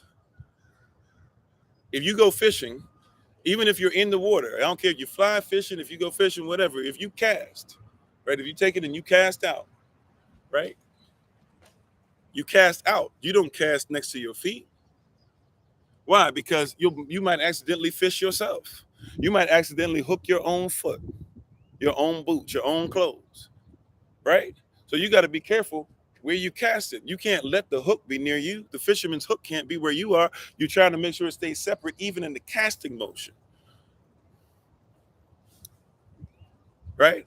But so some of you are so nostalgic, you're trying to keep the hook with you. You hooked yourself. You hooked on it yourself. You speak death over yourself. Death and life is in the power of the tongue, and those that love it will eat the fruit thereof. Watch this, wives. Watch this, husbands. Are you ready for this? Here's two verses that y'all rarely put together. Here's two verses that you rarely put together. I share, Sister Shima, right? Here's two verses that you rarely put together, but they're right next to each other. Proverbs chapter 18, verse 21. Death and life is in the power of the tongue, and those that love it will eat the fruit thereof. Proverbs 18:22. He who findeth a wife findeth an excellent constitutional thing, and shall obtain favor from a dawn. You're nostalgic about the idea of a wife, but you're not nostalgic about the words that you speak. Uh-oh. Uh-oh. Praise Yah. Praise Yah. Praise Yah. Yeah, may I say it again? You're nostalgic about what a wife is, but you're not nostalgic about the words that you speak. Put the two together, right? Right? Death and life is in the power of the tongue. The tongue is connected to a body, a person. So death and life is in the power of the person who speaks it. And those that act upon what they speak can act upon life and death. So therefore, if you find a wife who the tongue is attached to, you find something that is constitutional, that is good, that is righteous in value, and you will obtain favor from the Lord. Why? Because she speaks life over you and not death. But why is it that you've never studied that? You're nostalgic about the scripture, death and life and the power of the tongue. You're nostalgic about what your ideology is of a wife, but you don't put the two together. You have to fast from it long enough to start to say, wait a minute, I need to be able to extract what the word is saying. And anything that's not of the word, I got to get rid of it. So husbands, part of what you're supposed to be doing is being prepared to take care of a wife. That means you must be somebody who can speak kind words. You always talk about women, always talking and this and that, because words are part of what she does, but also study. Because if she's been mismanaged, abused, as many, if not all of our sisters have been, right? When you're coming into it, you have to realize some of them are not in the position of wife. Some of them don't know what a wife is. In our community, in our culture, you're supposed to be pre-qualified to be a husband and pre-qualified to be a wife. So if she doesn't know how to speak already, right? If you studied her, not just studied her hips, but if you studied her tongue, because that's what's going to give you honor. That's what's going to help you to obtain favor. That's what's going to cause multiplication. You're more so worried about studying her mouth down there. Let's just keep it 100. I'm sorry if you don't like that, right? But let's just keep it 100. You're more concerned about studying the lower mouth rather than the upper mouth. And so therefore, you're not worried about obtaining a favor. You're trying to get off. So you get off with somebody who gets off on helping you to feel dishonored. And then you blame her for it, when the reality is that you shouldn't have been looking for somebody that was dishonorable. You should have been looking for somebody that speaks well.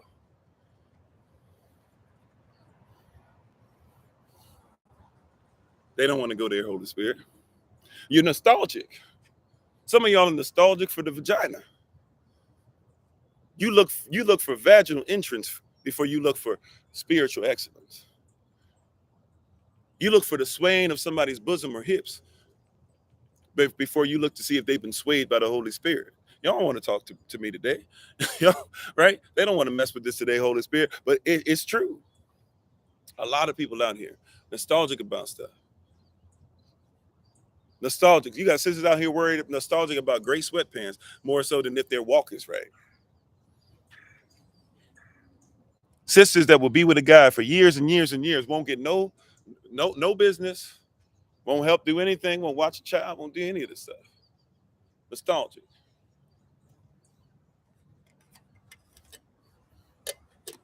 But he swung that thing right in the bedroom.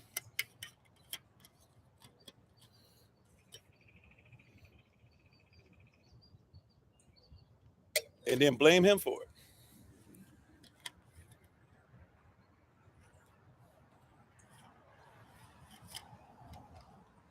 All men are dogs. No, he wasn't a man, he was a dog.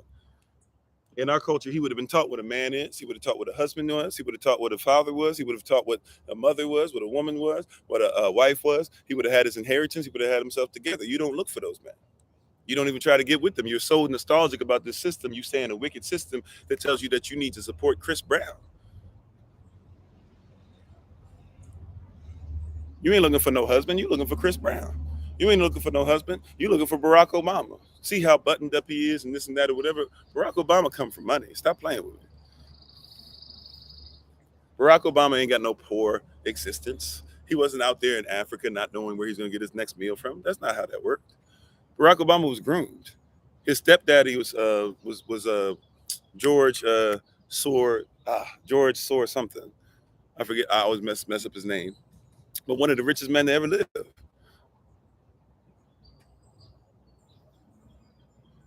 Obama's not even his real name anymore, y'all. He ran on a false name. He ran on a false authority. Soros, thank you. Yeah, that's his stepdaddy. You think You know, all the presidents, including Barack Obama, are related to each other except for one, and technically that one is not related by blood, is related by marriage. So you sitting up there talking about Obama and his life and blah, like they make those stories up. You know, like all the presidents and all these mayors, a lot of these people that get together, they sign contracts. They only tell you about the black people that do that. That's why you know about Janet Jackson signing the contract with the guy who was a rich, came from that rich Arabian Arabic family or whatever he was, and all that stuff, and had all that oil money. You know about that one, but all of them, they sign contracts. By the way, that's what you're supposed to do too. You're not supposed to get married to the state. You're supposed to sign a contract.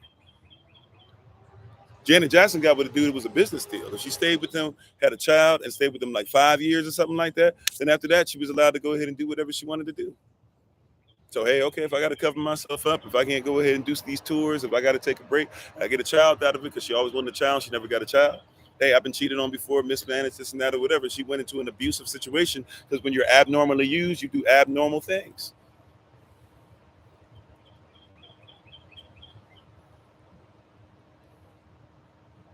$500 million for 5 years. There you go.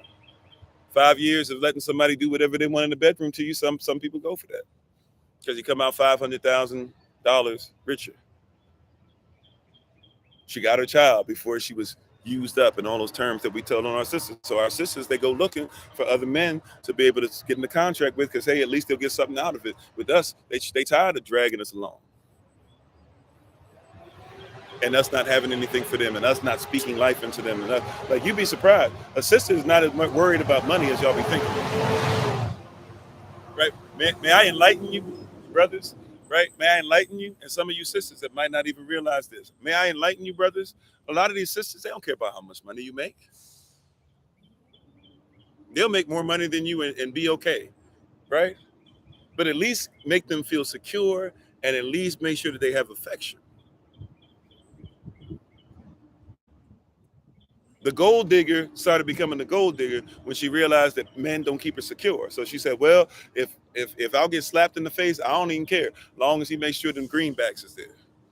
But she started off correct. Just like players with guys, you say he the biggest player, he this, he that. He started off trying to be affectionate and be sweet and be kind. And you called him a nerd, and you said he wasn't as great as the people who was out there, the bad boys and all this stuff. So eventually he became what you said. He became better at being a bad boy than the ones that you left him for, because he said someday, he was doing it for you. He said someday she wouldn't do this for me. Someday she wouldn't treat me right. She wouldn't do. So I'm gonna become the richest and the strongest and the bad. You don't believe me? That's how Andrew Tate came into being. He told you the story. His father used to mistreat women. He mistreated his mother, cheated on his mother, did all types of stuff. And at first he used to think it was wrong. He tried to be the antithesis of his father. And when women treated him bad for trying to be sweet, he said, all right, no problem. Then I'll be worse than my father.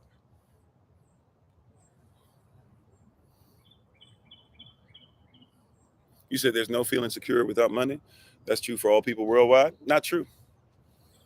Somebody can have money, and when all of a sudden somebody come up to try and hurt your woman, and you run away, you can be rich and not secure your woman.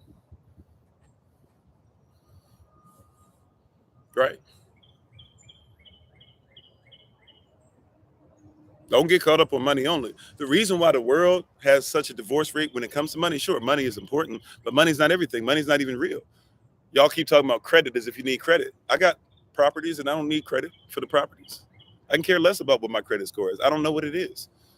I used to know, I used to care, and I'm not saying I won't ever go into it again, but since I don't use it, it's probably fine. Right? But I'm just trying to tell you, right? As somebody who does what I do, right? Like, yeah, I don't make as much money. Watch this. I make way less money now. My wife used to make way more money than I did. We used to make together, like 200 and some thousand a year. Easy work. Right? We make now what y'all would consider to be poverty, but I travel all the time because we got real stuff. And when I got real stuff, and then I realized how to become a real person, a sovereign, I don't even have to worry about some of the taxes and things that y'all have to worry about. That's real. Right? But I'm telling you, a lot of you are sitting up there thinking that all women want money. Nobody feels secure without money. I was homeless and felt secure at one point in my life. It was like after I felt more secure in that than sometimes I do being around people, because hey, it is what it is. Like if you hate me because you see that I'm on the street, hey, you hate me. If you actually like me, then you actually see me past my situation. Now a lot of people will see me. You see me pulling up in this or pulling up in that or whatever. I can't tell how you feel or not. Then I become the N word behind your back. But we talking about security. You talking about money is the only form of security in the world. The number one reason in the West, not around the world. Got to be careful. See, I'm not coming from a Western perspective. I'm not coming from a Western perspective. In the West, in the beast, they say that money is everything because your gods are on your money.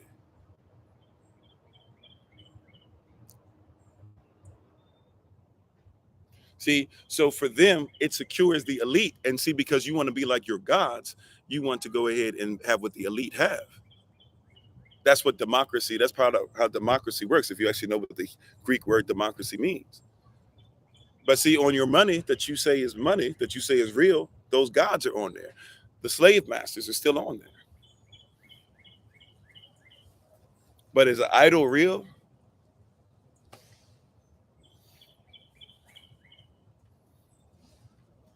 Is an idol real? Come on, right? Is an idol real? Well, I made it. I carved it. Yeah, you made it. You carved it, or they gave it to you. You paid money for it. You give an offering. You put fruit and veggies, and you even put money and stuff on it, hoping that somebody will come by and steal it, or animals will come by and steal it, so that you can say, "Look at the idol and how it did." But see, you worship idols. There's an idol. Idols deserve to be smashed. You're under witchcraft. Pharmakia, pharmacy. That's what that is. Pharmakia is a witch who crafts things to control people.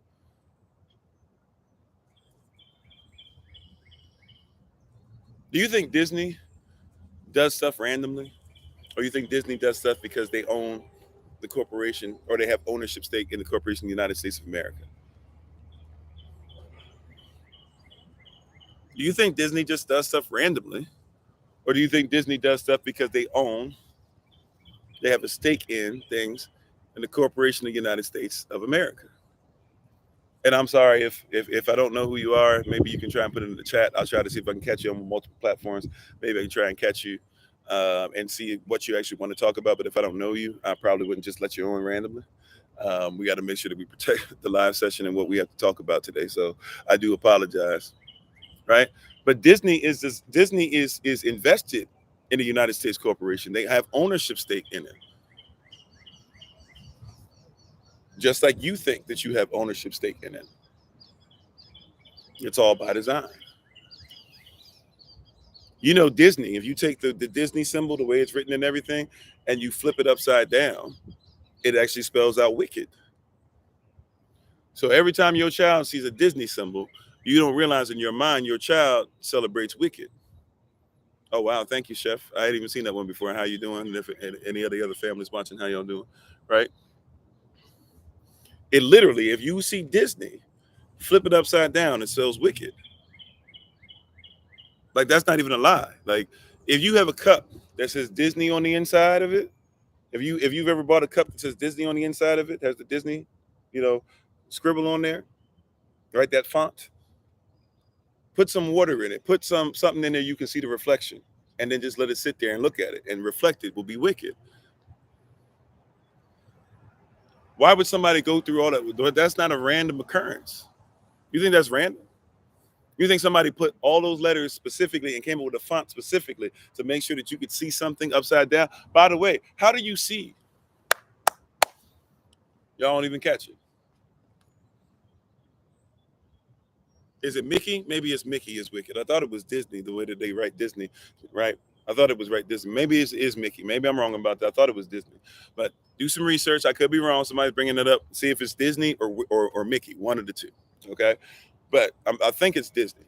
And thank you for the love. Appreciate it. Right. But either way, why would somebody do that? Right? Why does Mickey, Minnie, Goofy, and Pete wear white gloves, but Donald and Daisy don't? And your children up there with a hot dog. Y'all know, if y'all got younger children or you got children, well, I guess that's been around for a while now. But if you got children, like in their 20s, somewhere around there, or younger, you know about that, right? It's Mickey is Wicked. Okay, thanks, babe. I apologize. It's Mickey is Wicked. I said Disney. Mickey, right? I got to double check because I saw some. Well, anyways, we'll leave it. I guess it's Mickey. It's Mickey that's upside down, right? Watch this. Watch this, right? Think about this now. Think about this now. Why is it that Goofy, Pete, Minnie, and Mickey all wear white gloves, but Daisy and Donald don't?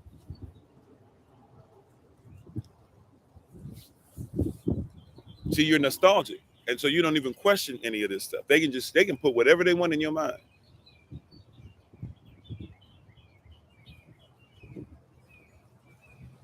Why? Why is that the case? Just a quick question. Because they're black, right? Now, where does the white glove come from? You wear white gloves. Some of y'all come from church situations where they wear white gloves during your service too. Where did that come from? And I apologize, those on YouTube. Hopefully you'll be able to hang in there a little bit longer with us, but don't have that much battery on the device today, so we might lose y'all before we end this. So once again, if we lose you for whatever reason, feel free to jump over to Facebook or come over to TikTok, okay? Probably have y'all on at least for about half an hour more, I hope.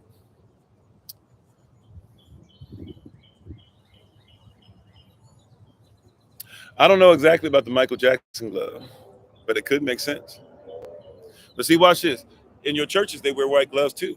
They wore white gloves because in slave times, they didn't want black people who would be slaves during church services. Now, sometimes there were church services where they were for the slaves, right? But sometimes they had church services together. And the black folk would be in the peanut gallery.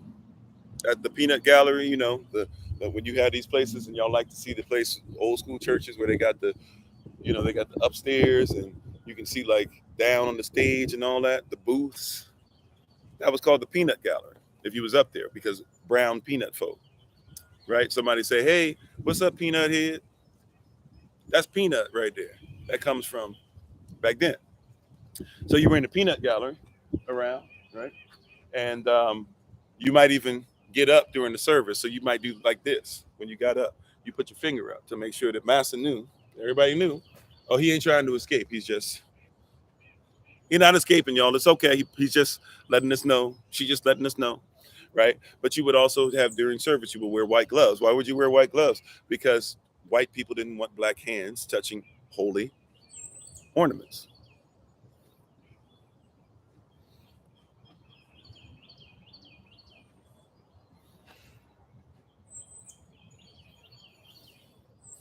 That's what it was. You can be mad at me for saying it all you want, but that's what actually happened. That they didn't. That's why also you would see them with one hand behind their back while the other hand holds something. Why? Because that way we know that you're not going to steal, because you guys are thieves.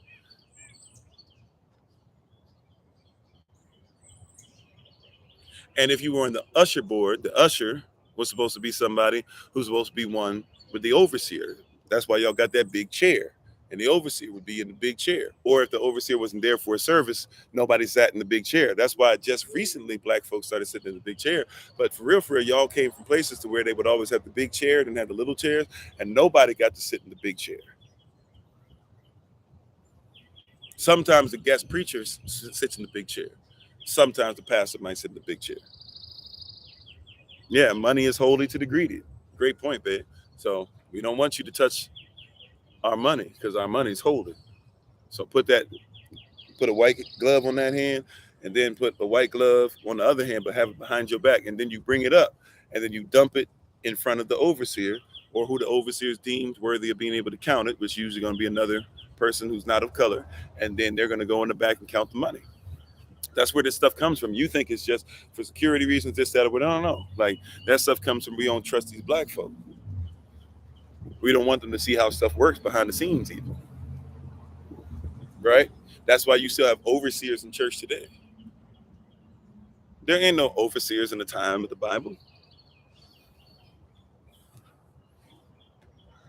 There's no bishops technically in the time of the Bible either, and definitely no popes. But there's no overseer. That's a made up title. Overseer so and so. And if you notice, a lot of overseers start to act like overseers,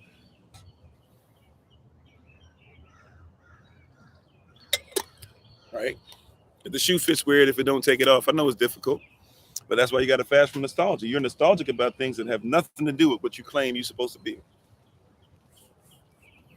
You're nostalgic about this stuff, and it has nothing to do with who you claim to be.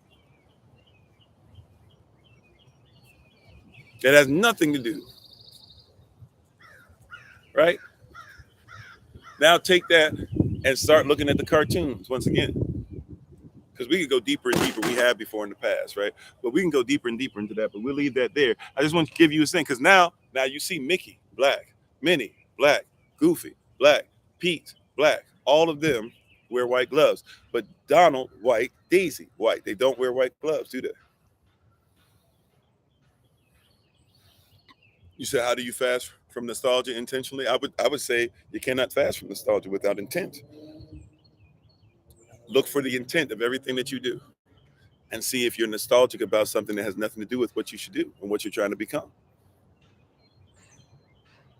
Right? By the way, I'm not making this stuff up. You know, Walt Disney and them, Coca-Cola, many different corporations, they work for the Nazi Party and work for the United States of America at the same time. There's cartoons with Donald Duck out there that you can watch where Donald Duck is dressed like Hitler and is speaking like Hitler. I remember seeing it as a young child. It didn't make sense to me. I remember seeing it as a teenager. I felt disgusted. I remember getting it as an adult and saying, I get it now.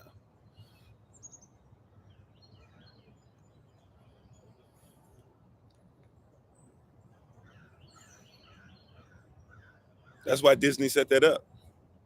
And we can go into Looney Tunes if you want. Like I said, I'm not going to try and go extremely deep into that today. I just want to show you some stuff about nostalgia. But we can hit Looney Tunes up too. Because Elmer Fudd, you know, the character Elmer Fudd started off as a black guy, right? That's why he got a speech impediment. He's stupid. He's dumb. He's slow. Go do some research. The first Elmer Fudd was black.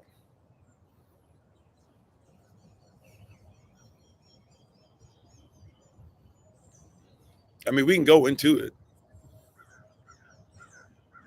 right?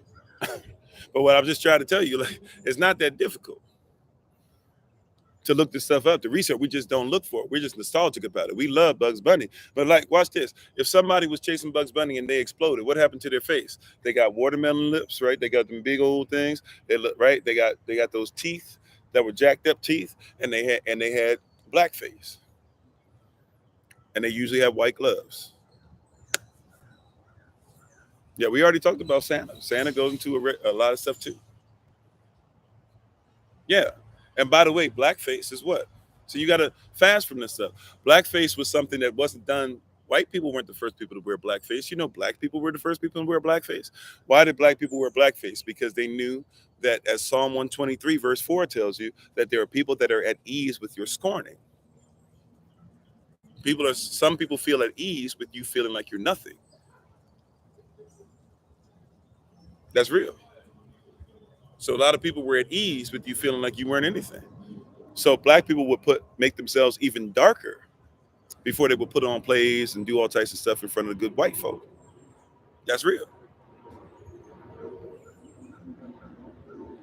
And then, and thank you for the love, appreciate it. Then white folk who saw that there were black people making a little bit of change because they weren't making that much money. And we talked about this before. People don't get it. See, they had to tell you that white was a real thing so that you would think you were better. White's not even a color. My wife brought this up earlier, yesterday.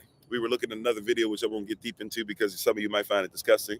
But we were looking at a video trying to find some stuff out about human anatomy and how to tell if you were sick, etc.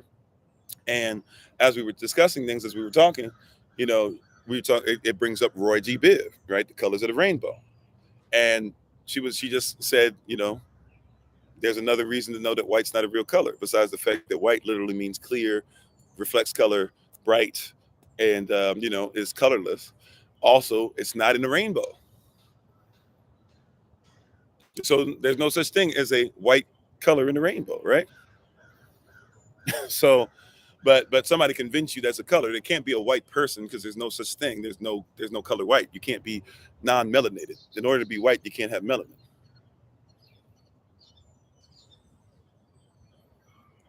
right? So they got you to identify with the strong man, something that you're not, right? But nevertheless, when you're looking at this stuff, you have to realize even that white people, by colonial social construct, they started putting on blackface too because they wanted to make people laugh too, and they wanted to make some money too. Remember, as I told you, an overseer, a white overseer, ain't no different than a house Negro, and a house Negro ain't no different than a white overseer. And here's something that's really gonna make some people mad. Here's something that's really gonna make some people mad, whether you like it or not. But it's the real. You ready for this? Here's something that's gonna make some people mad, whether you like it or not. You ready? The black house Negro, the house N-word, lived better than the overseer did.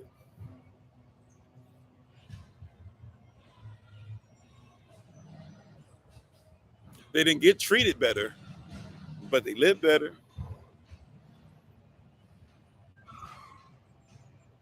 And the field Negro, the field slave, and the overseer often lived in the same type of housing. Matter of fact, since the field Negro knew how to do things that the overseer didn't learn how to do, they had a trade. They were able to live a lot better sometimes than the overseer because if the house was jacked up, they knew how to fix it. They messed you up. They got you believing in something that's not even real. They messed you up. So this still plays out today because people that are the white overseers don't even realize that you live like slaves. That's why when they talk about it, you got to comprehend this whole thing to get us against each other is jacked up just on its premise, on its face. Like that's why the house Negro fought harder to put the blaze out than the slave master did himself. Why? Because if the house went down, the slave master was still the slave master. He didn't need a house for his position. Remember, it doesn't matter where you're from, it matters who you're from. And in everybody's eyes, he was the man because of his daddy or because of his money or whatever. Right? But the field Negro, what made them better than the house Negro, what made them better than the field Negro was the fact that they live at Master's house. So if Master's house went down, then he don't even have a house. His whole livelihood is based off of making sure he honors his master. If everything went down, the overseer didn't worry about stuff. You know why? Because the overseer was somebody that was considered to be white. So even though he lived worse than the house Negro, he was still considered to be better. He wasn't tripping. The field Negro wasn't really tripping and really wished that they can get away. Why? Because everything that they did, they still was going to catch the end. They was always going to be the worse off.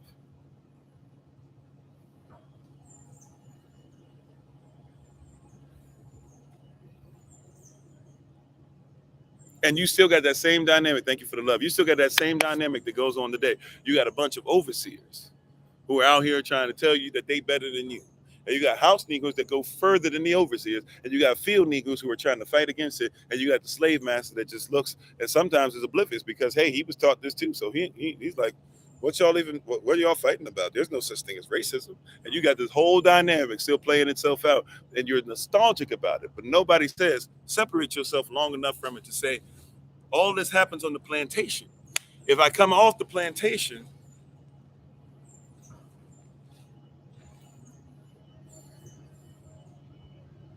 you hear what I'm saying?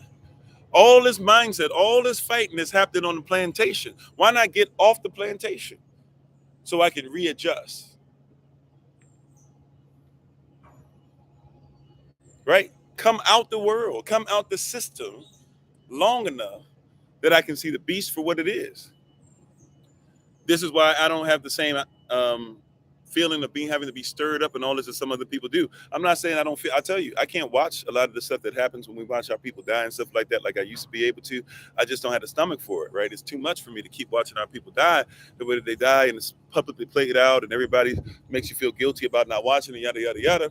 But right, I've also come out of a position to where it's like my whole life is staked on that because that's what happens in the beast.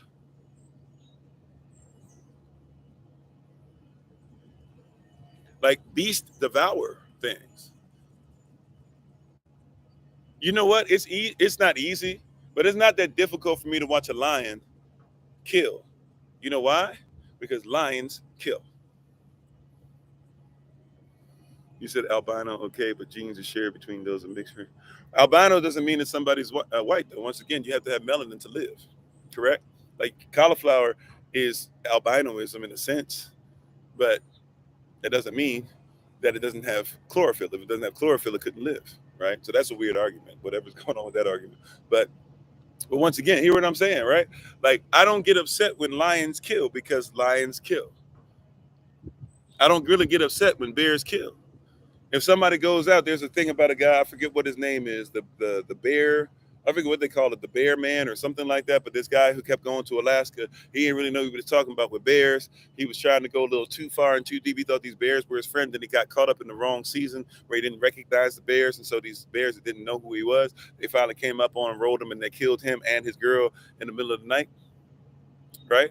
And they found pieces of their body, basically, and heard their screams and stuff. Praise Yah. I've never heard the screams. I know some people tried to, they kept it away on purpose. But basically, like, yeah, you know, I wasn't surprised. I wasn't mad at the bear. Tim Treadwell, thank you. I wasn't mad at the bears because bears do what they do. Don't go into the bear civilization and expect the bear to not eat you. Like people who have bears and who take care of bears, and the bears and them have been around each other for 20, 30 years, will tell you straight up, if the bear ever like killed me, that bear could kill me by accident. A bear's paw bigger than your head, right? A bear could kill me by accident one day, right? A bear could kill me by accident one day. Okay, response to a comment. I'm sorry. So I was saying I don't know what's going on there. I know I'm not catching everything that pops up, but see, I'm not mad at when something that's a beast does what a beast does. But really, it's not only just a genetic disorder. Really, if you can see the color in somebody's eyes, like if they become lighter, it just means there's less melanin. So you can see more things that the light reflects off of. It's not as simple as they have blue eyes, green eyes. The light reflects differently. If you have more melanin, right, around your pupil, right, then you're basically you're gonna see it as darker color. That's all that is, you know. But yeah, respect jurisdiction. You said supposedly green eyes are a sign of illness. I never heard that one, but maybe. But if once again, if the light is reflecting off, because certain things are missing as far as melanin and DNA and things like that, could be. But hear what I'm saying? Like we have a nostalgia. Matter of fact, we like green eyes more than blue eyes, even though that's recessive. But let there be a black man out here, and it don't even matter if you're wearing contacts. Let there be a black girl out here, and let them have blue eyes, green eyes. Everybody lose their daggone mind, don't they? And we know what that is. Like we actually know what that is nowadays. Now I'm not saying you shouldn't be attracted to somebody because they have a recessive gene. I'm not into all that, right? But what I'm telling you is that people have mixed and matched it so much we don't even see it. We don't even think about it, right? He got that good hair. Girl, you better stay with him. He got that good hair. Is he a husband?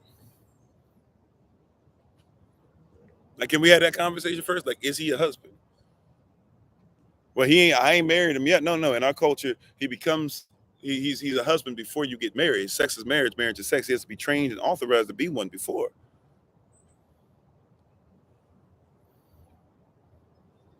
I don't care what his eyes look like if his life don't look right. And it's not just mixed with white folk. You know, you can never mix with white folk and still have blue eyes, green eyes. You can still have blonde hair. That ain't got nothing to do with white, right? But you got to fast from nostalgia. Nostalgia says, girl, he got them green eyes. He got them chinky eyes. Maybe you like that. Girl, look at his six pack. Girl, you see how much money he making? That's why y'all like bad boys, because really that's why y'all like thugs. The ones that do. I need a thug, because supposedly a thug is supposed to make money. Supposedly. It don't always work like that. But supposedly a thug's supposed to make money. By any means necessary. So if he make money by any means necessary, at least he'll be able to buy me this, buy me that. But now you got a lot of these thugs that tell you, shoot, I ain't on that. I don't take care of that. I ain't never spent no money on no beat.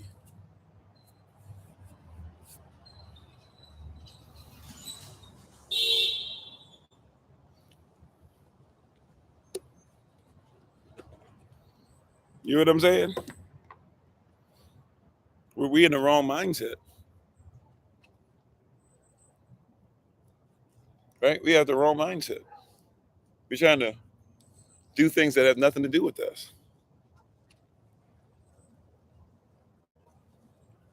Right? What is your IQ? I need somebody with a high IQ. IQ is something that comes from a culture. If your culture doesn't look at things from a Eurocentric lens, then you're not going to have an IQ according to Europeans. That's the way that works. That is the way that works. Right? Oh, he got a lot low IQ. Let's see what areas he's intelligent in. Intelligence just means information. Empirical data just means empire. That the data's empire. The empire's data. Right? That's all we're talking about. He didn't do well on his IQ test. Maybe it's because he's not European. She didn't do well on her IQ test. Maybe because she's not European. She don't care about that stuff.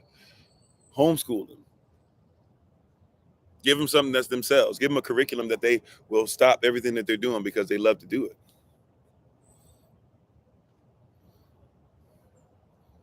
Yeah, I mean, we all were taught that, right? That's why I love like Jordan Peterson. I think it's Jordan B. Peterson or whatever his middle initial is. But I like a lot of the stuff that Jordan Peterson has to say. But he loses me because he starts trying to go into empirical data, right? I've heard him talk to people who don't really know how to deal with apologetics correctly and debate correctly. You know, they just like to go ahead and throw a bunch of big words out. So he destroys them, or at least it looks like he destroys them in the argument. But the reality is like he keeps saying, show me the empirical data, show me the percentage. If we took from you, then how much did we take from you? And this and that. Like, no. Like, watch this. See, in my culture, I don't have to do all that. You ready for this, Mr. Peterson? As much as I have respect for you and great respect for you, especially when it comes to making sure that you hold people accountable and you're allowing people to be masculine and you're telling people that we need to, I have great respect for you, Mr. Peterson. However, I must admit to you that you cannot tell me about your empirical data, because here's the deal. Like I've said before, even when people look, I know who I am. I'm mixed with native, indigenous side to the Americas. I'm also mixed with African blood that come from West Africa. I know who I am. I know who my people are. I know who my grandparents are, et cetera, et cetera. I know who I am, right? At the same time, though, you can't tell me that if somebody stole a seed from Africa and planted it and made it into 500 trees, 5,000 trees, 5 million trees, right? If you made 5 million trees and countless seed that came from those 5 million trees, but it started off with one seed you stole, well, then empirical data is not being used correctly, because you'll say I only took one African, so maybe I only owe one African family, when the reality is that there's 5 million African families that came from one seed. Exactly. So every single tree that exists in the Americas that was taken was stolen. I'm not saying every tree that's in America came from Africa. Hear what I'm saying? If I have one seed that was stolen, and then watch this. Here's the thing that was dastardly: is they mixed the seed with the Native American seed. They called you all Negroes. So at some point, you have to stop trying to say, I'm not even African, I'm not even Native, blah, blah. You better start working together, because you're all considered to be Negroes. You're all considered to be Negroes. That's how that works. Malcolm X taught us. He said they don't hang you because you're Christian, they hang you because you're black. They don't hang you because you're Episcopalian, they hang you because you're black. They don't hang you because you're Muslim, they hang you because you're black. They don't hang you because you worship Buddha, they hang you because you're black. I know I don't identify with black. It doesn't mean they're gonna stop hanging you for the tree. You better stop trying to find ways to separate and separate from their system. Don't separate from each other, beloved. I say this and I say this with all sincerity. Please don't try to take me down a road that I can't follow and that we can't be there for you and that we can't work with you. You know why? Because if you take me too far down that road, then I can't because I've separated from the system. If you keep trying to get me to go back in that system, I can't help you but so much. Please don't make us separate. Please don't make this about your religiosity. Please don't make this about what kind of Christian you are. Please don't make it about what camp is better than what camp. Please don't make it about that. Please don't make it about your tribe is better than this tribe, because it's going to get to a point to where I'm going to have to separate from you because you don't make the main thing the main thing. You're going to mess this up. Please don't do that to us. Please don't be out here mistreating women. Please don't be out here cussing folk out. Yeah, I be seeing some of these arguments that happen behind the scenes, right? As a pastor, I can't help it. I be seeing this stuff to be happening and people tripping, not just in the comment section. I'm talking about behind the scenes, people DMing some of the ministerial staff, some of the people who are, you guys find them because you don't like the fact that so-and-so muted you. And now you cussing them out and calling them the B word and stuff like that. Oh yeah, I know about it. And if we haven't had a conversation about it yet, it's because I ain't got to you yet. But we're gonna have a conversation because you ain't gonna disrespect. If you gotta do, please don't put me in a position where, because guess what? We got to separate from you. If you won't protect our sisters, we got to separate from you. And call them the B word because you got muted for 5 minutes. We got to separate from that. You're gonna emasculate him because you don't like what he said. We got to separate from you. Please don't, because it's about becoming one.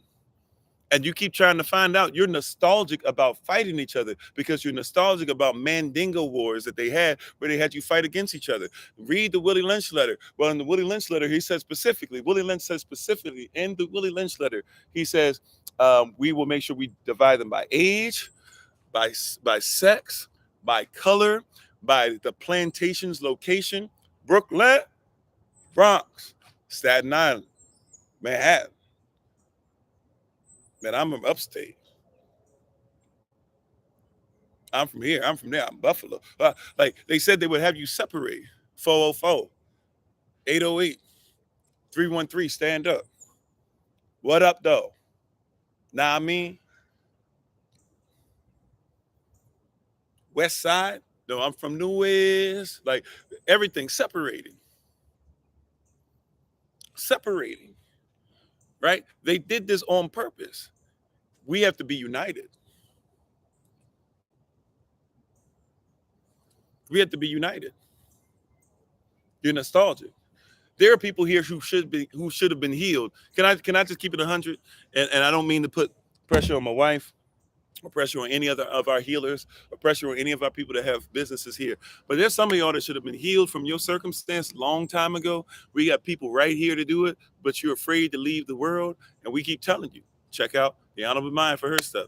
Check out Sister Sonia for her stuff. Check out Minister Tamara for what she's doing. Check out, soon going to be Sister Shima coming up with stuff. Check out Minister Shantae. She does boom, boom, boom, boom, boom. Check out Anais' channel. Check out Minister Shantae's channel. Check out Tamara's channel. Check out Sister Beverly and her body butter and some of the jewelry and things like that. Check out these people who are growing food. Hey, do you want to grow food with us and that? Like some of y'all could have been free and healed from stuff long time ago.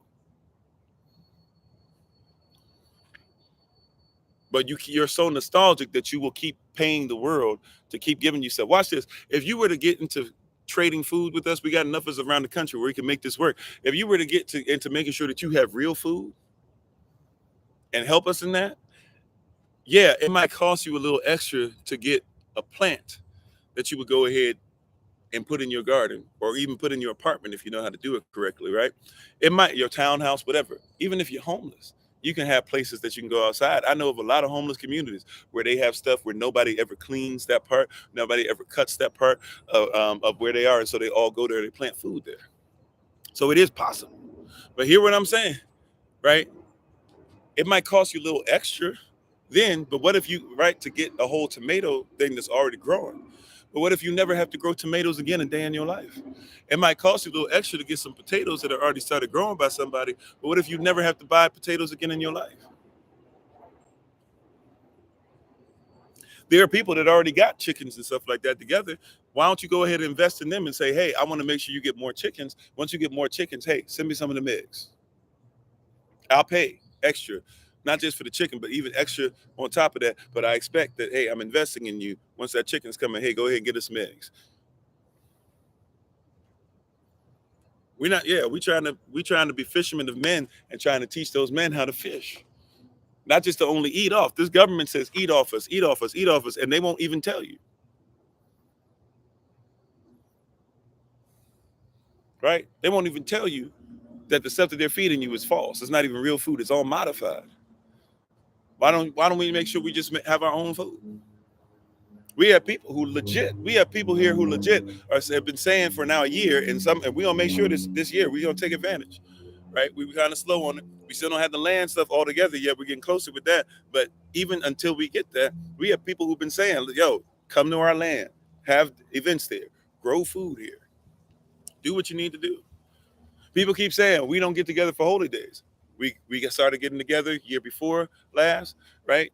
We started making sure my family and I, we traveled the entire United States of America last year to meet up with folk. We had people that started meeting up with each other last year, praise God. And we're starting to have Zoom meetings for people in your area. And we're trying to set up meetups, even if I'm there or not. We're going to try to be there for as many of them we can, but I can't be everywhere. But we have ministers in your region. We have brothers and sisters in your region. You could be meeting up now. You don't have to be on an island all by yourself.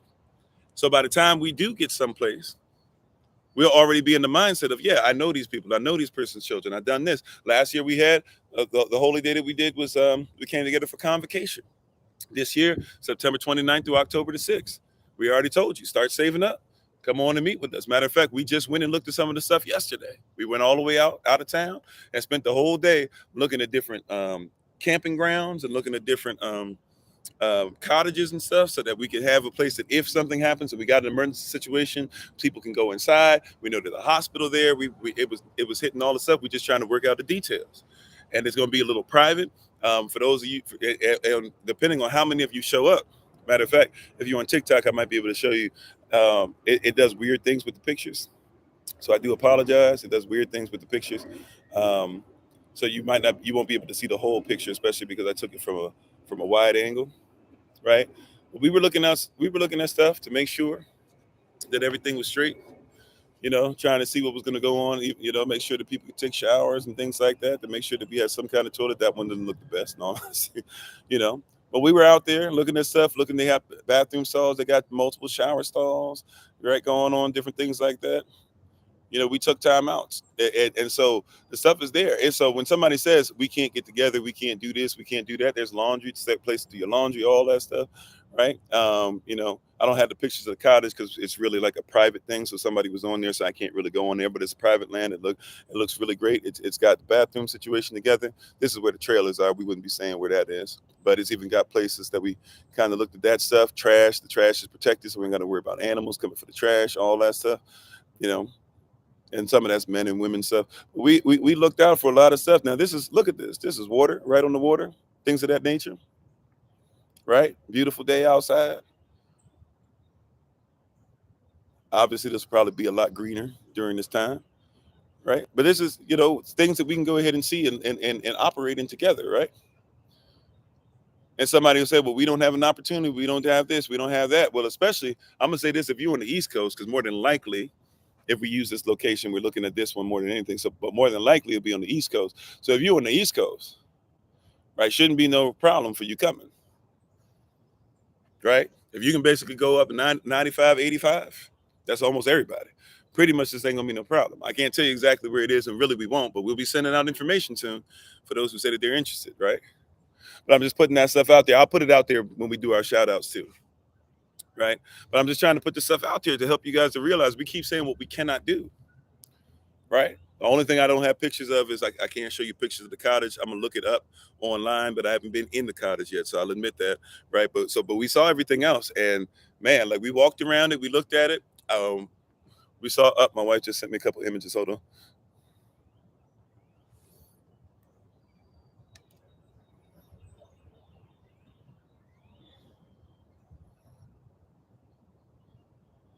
So But we went around, we looked at it, we saw these things, but we say that we can't get this stuff. We say we can't do this. We say we can't live these things, right?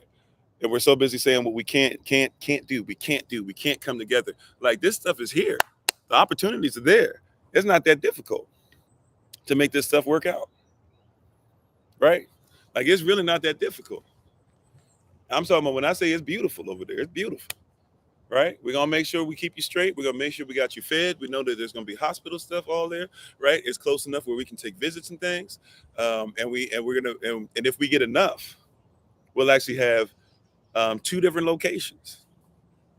If we get enough of y'all, we'll have 2 different locations to make sure that we have enough space for everybody that's coming extra to make sure they can park their vehicle. So this thing is really coming together. And remember, we told you the price, right? So somebody help me out calendar wise, right? Somebody help me out with not calendar, calculator.